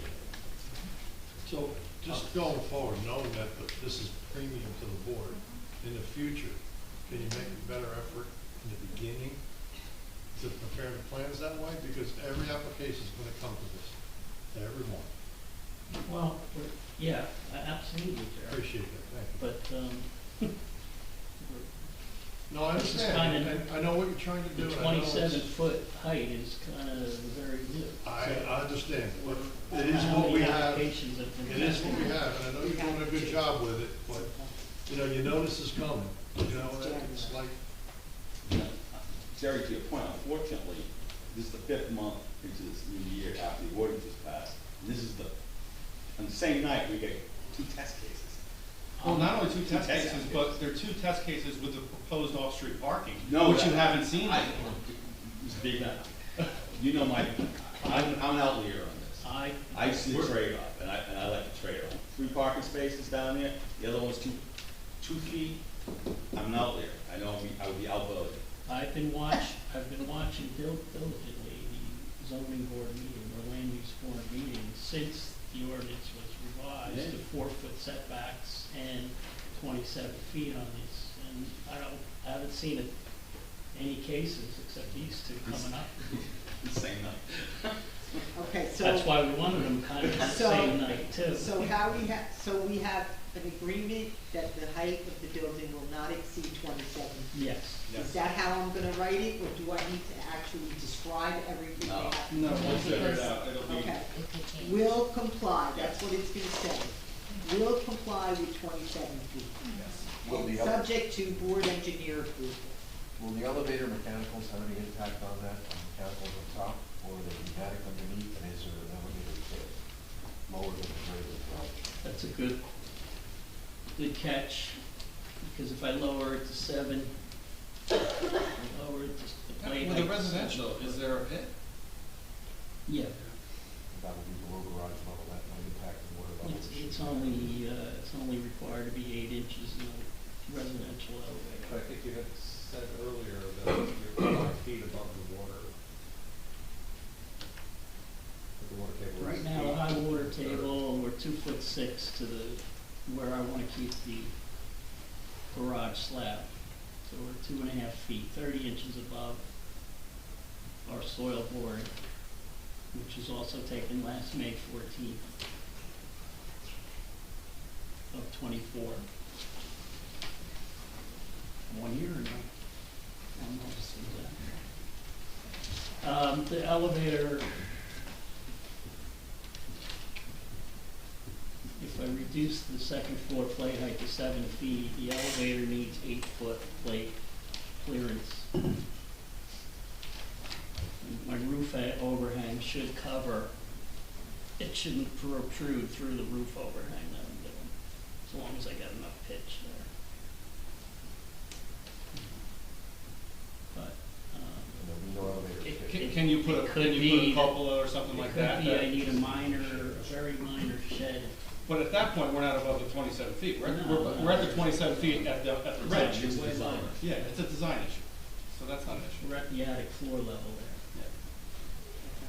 So I might need a small Small dormer. shed dormer at the elevator location only.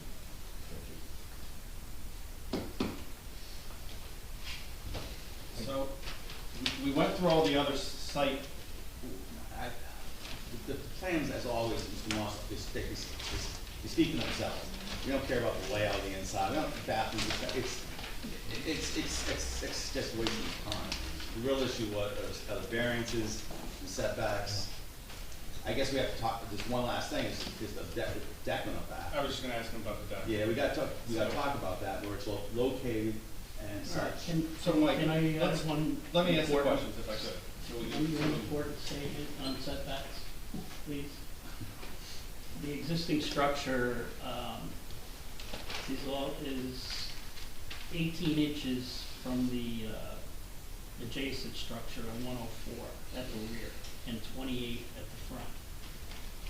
If that's not, that's the biggest fire hazard I've seen in town in my experience, being that close together. I haven't seen anything closer than a foot and a half, 2 houses. That's worse than Ocean Grove by a long shot. So we are remedying that as much as we can, and so far, to mostly 3 foot away, and it's gonna extend it to 4 feet. That's all we have to say. Let's talk about the deck. So let's talk about the deck, Mike. So Fire safety is number 1 with me.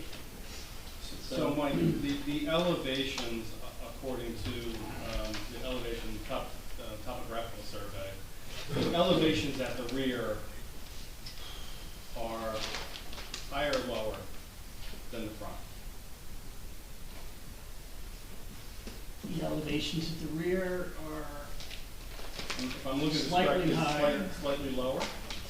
Slightly lower at the front. Slightly lower at the front. On the east side, on the west side, it's 14.9 at the front and 16.0 at the back. So it's So 15, from, 16 inches. from east to west, we're nearly a foot off. East to west, we're, yeah.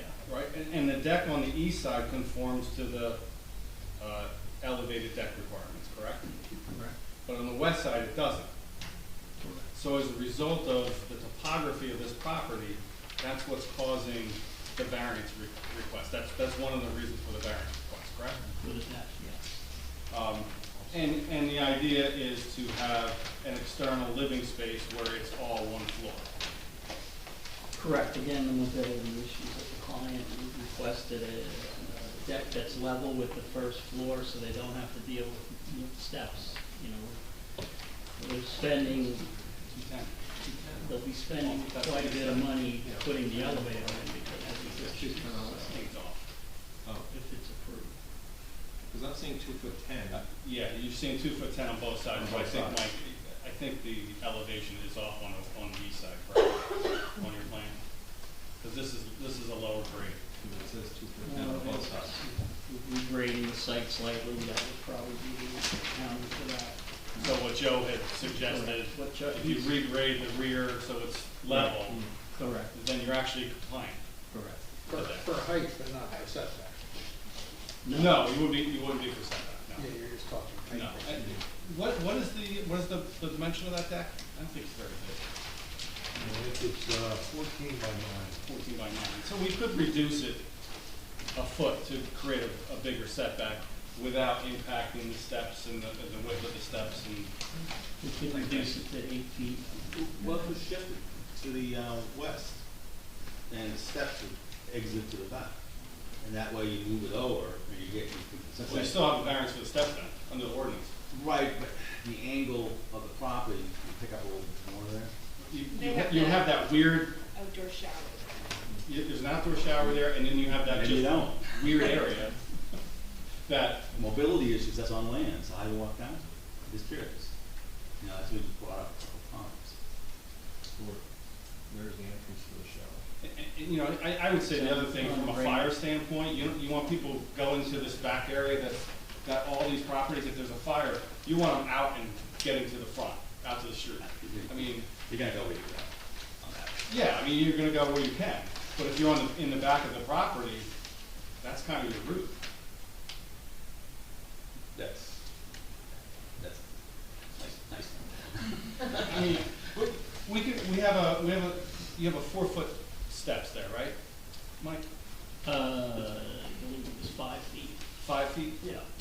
But you We could reduced it to 3. reduce that and still have a usable area for a table and things, if you reduced it to 8. Yes. Any smaller than that, what's your opinion? If you're gonna be dining on a deck, you need 8 feet minimum.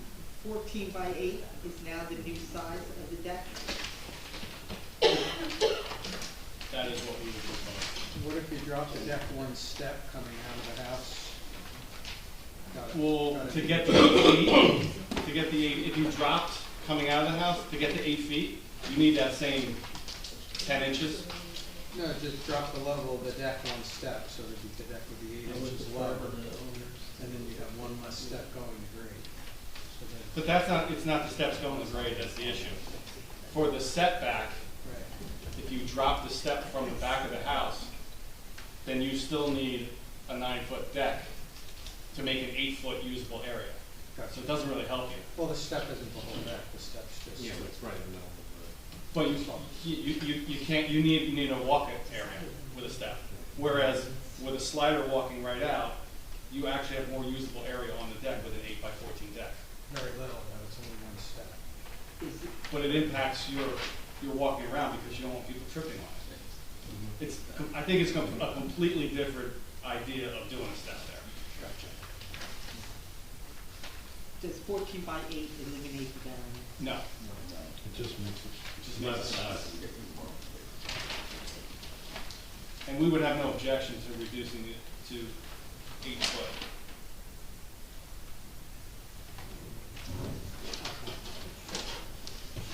Someone will tell me the variance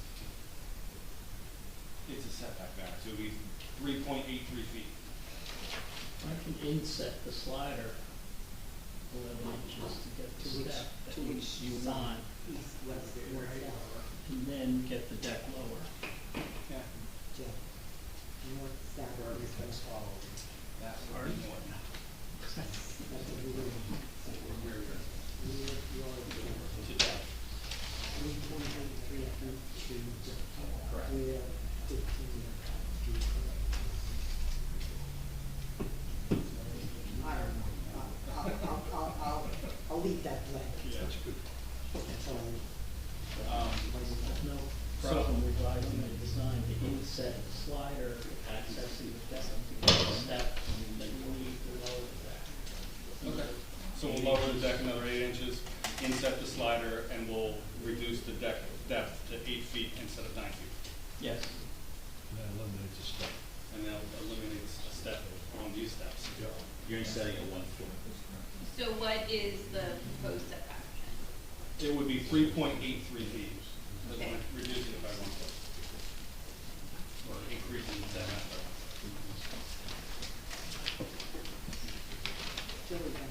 Still a back. Any deck in the rear, any deck on the rear of this would be a variance.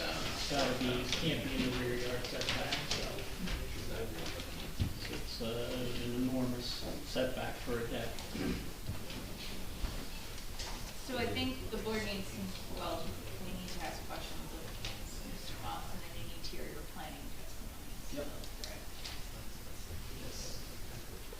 So another good question, maybe this is back to the engineer, but I'm a little conflicted here. Joe had mentioned, or the engineer mentioned that the driveway was gonna be concrete, but the plans all show pavers and pattern. Is that a paved, is that gonna be pavers or? is that I gonna be would, I full concrete? usually do the same on every job with the pavers, the concrete pavers. So it'll be pervious pavers? Can do that. Okay. We'll do pervious pavers. For the driveway. Yeah, for the driveway, as well as, The drainage. the walkway access and the driveway will all be pervious pavers. And the walkway on which side, sir? All in the front. Front? Yeah. And that will only be on the property, not in the. That is correct.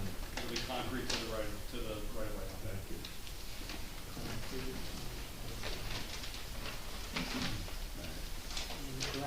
Any more questions on the board from Mr. Moss? I have a question. The bump out on the east side, Yes? maybe I missed something. I don't understand the need for the bump out on that side. That was an interior space concern to get a reasonable sized kitchen. Doesn't it also have to do with the driveway And- and the parking? Well, it's related to the skewed property line on the east side and the interior design. If you look at the upper level floor plan, to get a very narrow 7.5-foot wide bedroom alongside a hallway and a narrow bathroom. We bumped it a foot, I believe that is, in the back, and it, you know, it's mirroring or similar to the 3-foot setback there on that whole edge there, although we are closer at points along that edge than 3 feet.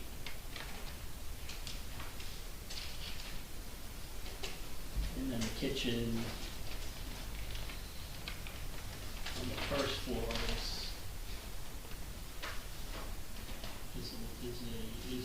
the foot bigger than, it's a 12-foot instead of an 11-foot kitchen inside.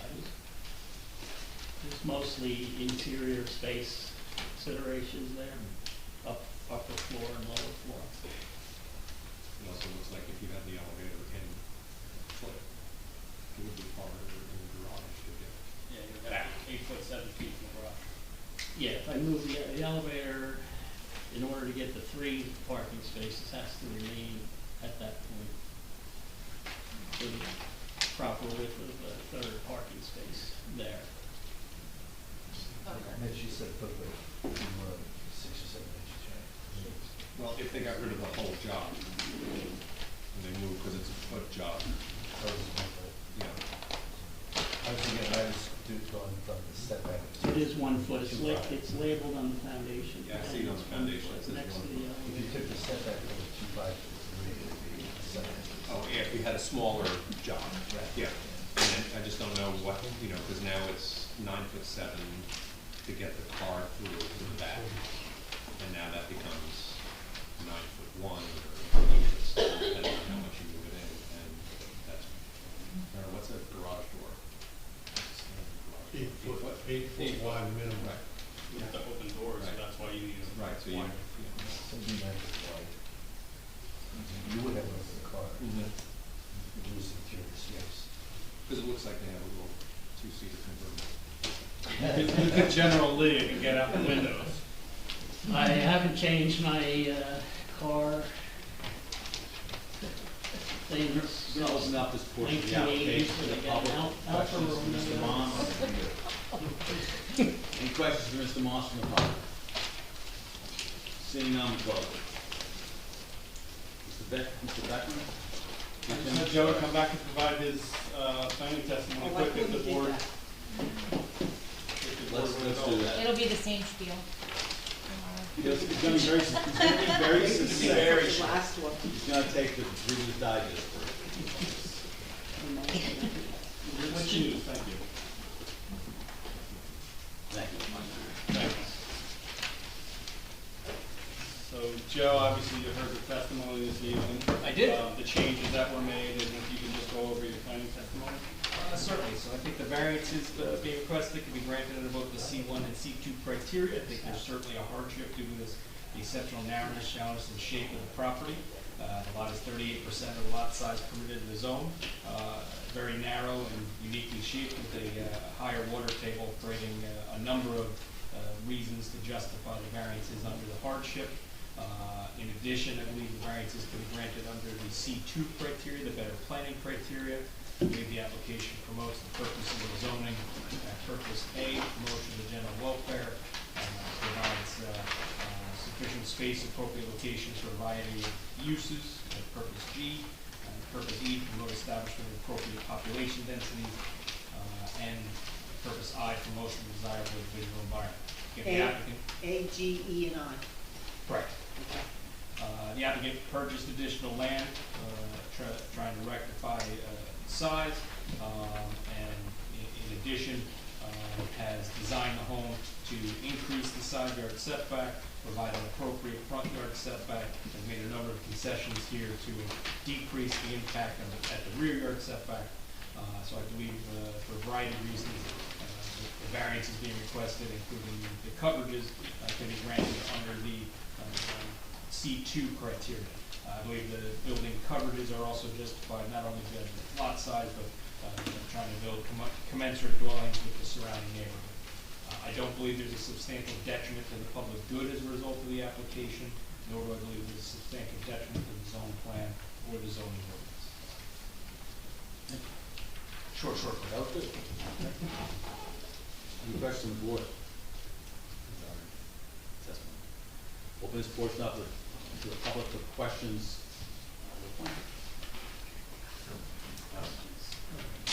Questions for the plan? For the plan. Just the same question, I just wanna know where the water is. That's all I want. Duly noted. Everything else I want. What's your name again, sir? Walsh. Thank you. Yes. Close this up and open up to the public for public comment. Please come forward, state your name, address, and sworn in. All right? Your name, sir? Imre Perger, Spell the last name? P-E-R-G-E-R. What's your first name? Imre, I-M-R-E. Address. It's good enough. Address. Oh, 1007 Ocean Avenue. He's right here. He swear to tell the truth, the whole truth, and nothing but the truth. Uh-huh. Okay, thank you, sir. gentlemen, thank you for letting me speak. I'm here to support my good friend and neighbor, Ben and Gabe Daniello, on their project. They are good neighbors. They are going to build a beautiful home for themselves. So it's not going to be an investment or a profit-making endeavor. They are good people. They will do a beautiful home that my wife and our family will enjoy. The whole neighborhood is coming up and improving, and we'll do anything in our power to help them along. And I'm asking this board to please approve their plan. Yes, we were discussing 1007. I bought the property 40 years ago. The so-called sheds were there when I bought it. I maintain my end of the shed. I do have a load-bearing wall within the shed. In a perfect world, I would ask Ben, my friend, do a trench cut, knock down your shed, and leave my shed alone. I'm paying the taxes, it's my property. I should not have to get involved with his project. I'm willing to go there, clean up, get the broom and stuff. But if my shed has to be sacrificed so he can build his new home, I'll build another shed. Thank you. So, Mr. Big, that's solved your issue. I was gonna ask him the question. That's all, that's all your issue. No, thank you. That's all your issue. She wants to say something. Please come forward, state your name, address, and be sworn in. Okay. Yes? You're the opposite. Okay. Okay. Give your name for the record, please. Kay Thomas. Daniela. Actually, gay. Okay, and you live at? 106 North Place Avenue. Miss Danielle is the applicant. Yeah, got it. Oh, you swear to tell the truth, the whole truth, and nothing but the truth, so help you God. I just want to give you a little background about us. We own the home about over 44 years. Jim owns part of the garage. We've done this for over 44 years. But anyway, I've been in Bradley Beach since a teenager, which goes a long way, about over 65 years. We have roots here. My cousins are here. Family's been here for over 80, 85 years. We love Bradley Beach. And my husband and I want to use the house, we're retired, and live there. We haven't lived there, we've been only summer residents. And my daughter was raised in the water, in the ocean. I have grandchildren raised in the ocean, and they all love it. And God willing, we'll be able to build it and enjoy it. And from then on, it goes to our children. So I just wanted to give you a little background. I mean, we just didn't come around, you know, a couple of years ago. And I thank my friend Jim because he's been wonderful. And we go back a long, long time together. And that's about it. I just wanted to tell you a little bit of my background. Thank you. Thank you very much. Thank you very much. Please. State your name, address, and Daniel Walsh. Same address as before, and you're Yes, sworn, you're yes, sworn yes, already, yes, sir. I'm not here to protest the building of the property. I want you to understand that. I help them across the street all the time. I was just concerned because I have a house around the block that's got a water issue. I don't want to see that happen where we are. Neither do we. Well, that's why Neither do we. I understand. Well, I'm just here, you know, I'm good friends with him, I'm here 41 years. I bought the house from Jimmy, right around the same time. I know the whole history of all five houses, how to get into them half of the time because it was a problem. But they're very good people. I know the family since the kids were small, babies, and I hope it moves forward. My recommendation to you is to stay in touch with the town council and public works. If you have an issue, to bring it up and don't be shy and make sure your voice gets heard. I got you. That's all I'm saying to you. After I built my house, I had to get out of it. Once this is over tonight, we have no say in this. So it becomes a drainage issue, a town issue, a street issue, the town fathers will have to address, if it is a problem. After you build a house, you have to step back after a while, so that's why. Thank you. I was only just worried about the. Any other comments? Nope, thank you. You close it? You're done?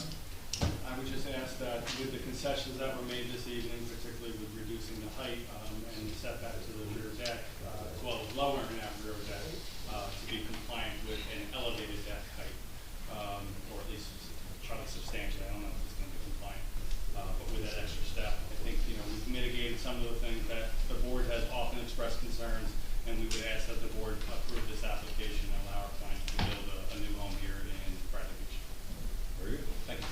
Mr. Chair, I have a question actually for our experts, so whenever it's appropriate. This is it right now, it's the time. How, if any, what bearing should we give to the materials that we haven't seen yet about the 2019 board? How do we weigh that in? I think that a copy of it should be provided to our board engineer, but you have to take it based upon what the testimony is, really, because we don't have, we did not. We can't cross-examine the report, the No. professionals Yeah, not here. and the professionals didn't see it yet, so they can't give their opinions. I mean, theoretically, if it was of critical importance, you would keep the case open and have them come back. And the applicant did submit their own report, Right, which, they provided. which they based their expert plans off testimony. of. Well, and I ask because I do think it's critical importance, however, I appreciate that it's not evidence that we can consider tonight. Yeah, I think you consider what the gentleman said about it and what he said about the water. Also, Jerry spoke about it, that there may be a difference in the elevations across the street and across the street. And there's a 2019 report versus current report. And you can't really compare, when you're talking about elevations, you can't really compare one property to the other. It just doesn't really work. Even this very property has differences in elevation from one side to the other and from back to front. So, And when the applicant, if the applicant was to get an approval and they were to start construction on their project and, they discovered the high water table was closer to the surface than originally anticipated, they would have to redesign the project and come back. And come back to. They come back to us. well, they would, Well, if they needed. if they needed variances, they would have to come back. Otherwise, that's something that happens through the aegis of the building department and with your board engineer. Of course, But- field changes can be made, but where things generate the variance, they would have to come back. Based on the size of this lot, they'd probably be Well, just as an example, if they find the water table is in fact higher than expected, and they said, okay, the solution is to build, slab, eliminate the garage altogether. And I'm not suggesting that would happen, but I'm curious, that's not creating a variance, it's taking away a benefit, I guess. Well, no, that is, they would have a parking variance then. Yeah, they can't eliminate the parking because we're accepting the plans as is, part of the approval. So when the change like that happens, that's not a field change that our engineer could do or building department could do. There are certain limitations, and this is built into case law, about what generates them having to come back versus making minor changes.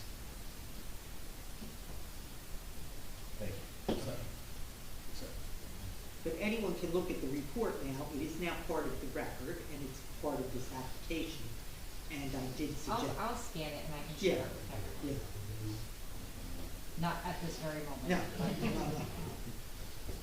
All right, make a motion for approval of the changes that were spoken about tonight. First and foremost is the reduction in building height from 29 feet to 27 feet. Yeah.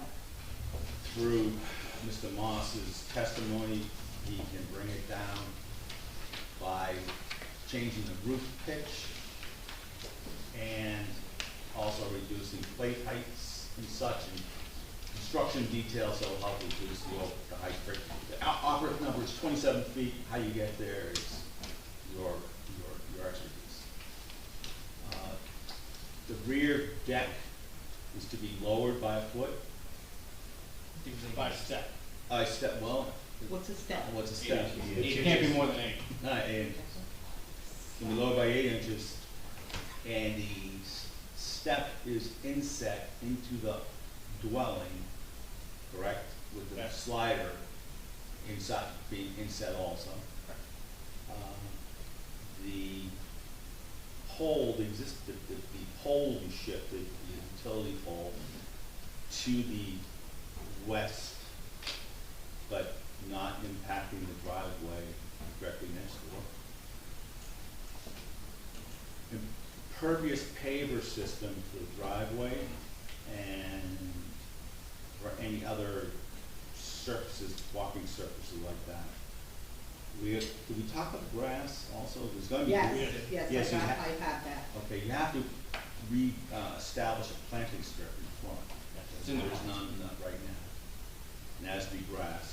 And no, again, no grass to the sidewalk, no stonework to spill over to the public right of way. Mr. Frieda had also described how he wants the drainage system set up, and that is to be followed. Nothing drains the sewer system, sanitary sewer system, all drains to the ground recharge or to the street, to the pop-up units. Am I missing that? The deck, okay, right, deck size would be 8 by 14. Yeah, and Did you the say issue impervious of pavers? the garage, the issue of the garage would be, the basement of the garage to be Yeah, might as well close next property and then back property over homeowner from. over whom we do not have jurisdiction. Right, but 1007 Ocean Avenue, there has to be an agreement that is, we did get agreement tonight in verbal that the garage will come down, but that needs to be dealt with. We will submit, the plan would be to submit a demolition for that specific, and that be conditioned at the same time as demolition. Correct, all of them accomplished at once. But you have 2 different permits, but it's 2 different people involved. Anything else? That we got covered? Okay, motion is made. And all the other things that everyone wants, boilerplate. You know, like the general one. Just. Do I have a second? Second. Ms. Mahoney? I'm happy to see that we're getting 3 parking spaces. That's really a benefit, especially in the north side. I live on the north side too. I think it's good design, and I think we made some good concessions here. And 29 feet houses are going to be difficult, but I'm glad we decided that we're not doing 29, we're doing 27. So I say yes. Ms. Saracen? Yes. I agree with many of the comments made, the parking, adding 3 parking spots, and also just committing to a design that can satisfy the homeowners and the town's wishes. Thank you. Yes, I vote yes. Mr. Wishbach? Yes, I think the plan overall is great, and good get back and forth today.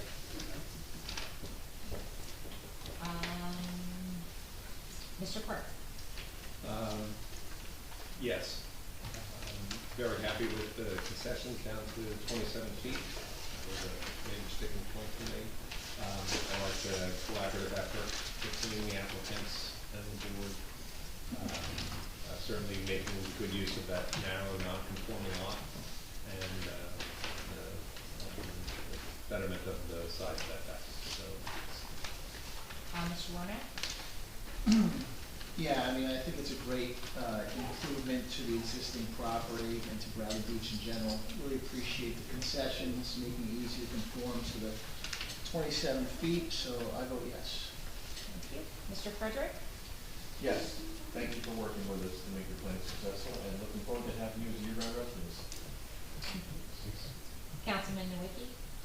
Yes, and I think I commend you for finding an adjacent lot and getting these two lots combined. That was definitely an improvement that allowed you the flexibility to build what you're building. And thank you for the concessions and the 27 foot. And I'd love to see the professionals come in with 27 feet in the future, so we don't have to be here at 10:30 at night, and your applicants can save some money. So, We know thank you this again. was the first go around. Mayor Gubitosi? Thank you. Well, I think this is a wonderful plan, and I think you've done a nice job. I commend your architect and the rest of your team. I also appreciate your flexibility in working with the board. I guess the one issue I had all along, the big issue was height. Thank you for resolving that. I would have liked maybe 6 inches more on the east side, just to get us above 3 feet.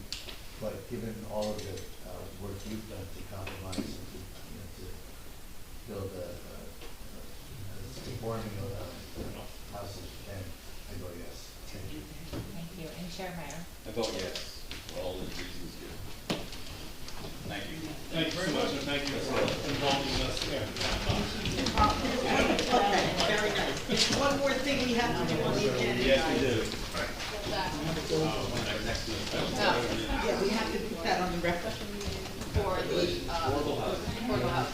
So, our next meeting will be our special meeting on Thursday, May 29th at 6:30 PM, which will take place here in the Borough Hall Meeting Room located at 701 Main Street. Please check the website for any updates regarding meeting location or access. With no further business before the board, motion to adjourn. All in favor? Aye. Thank you. Oh, I'm sure.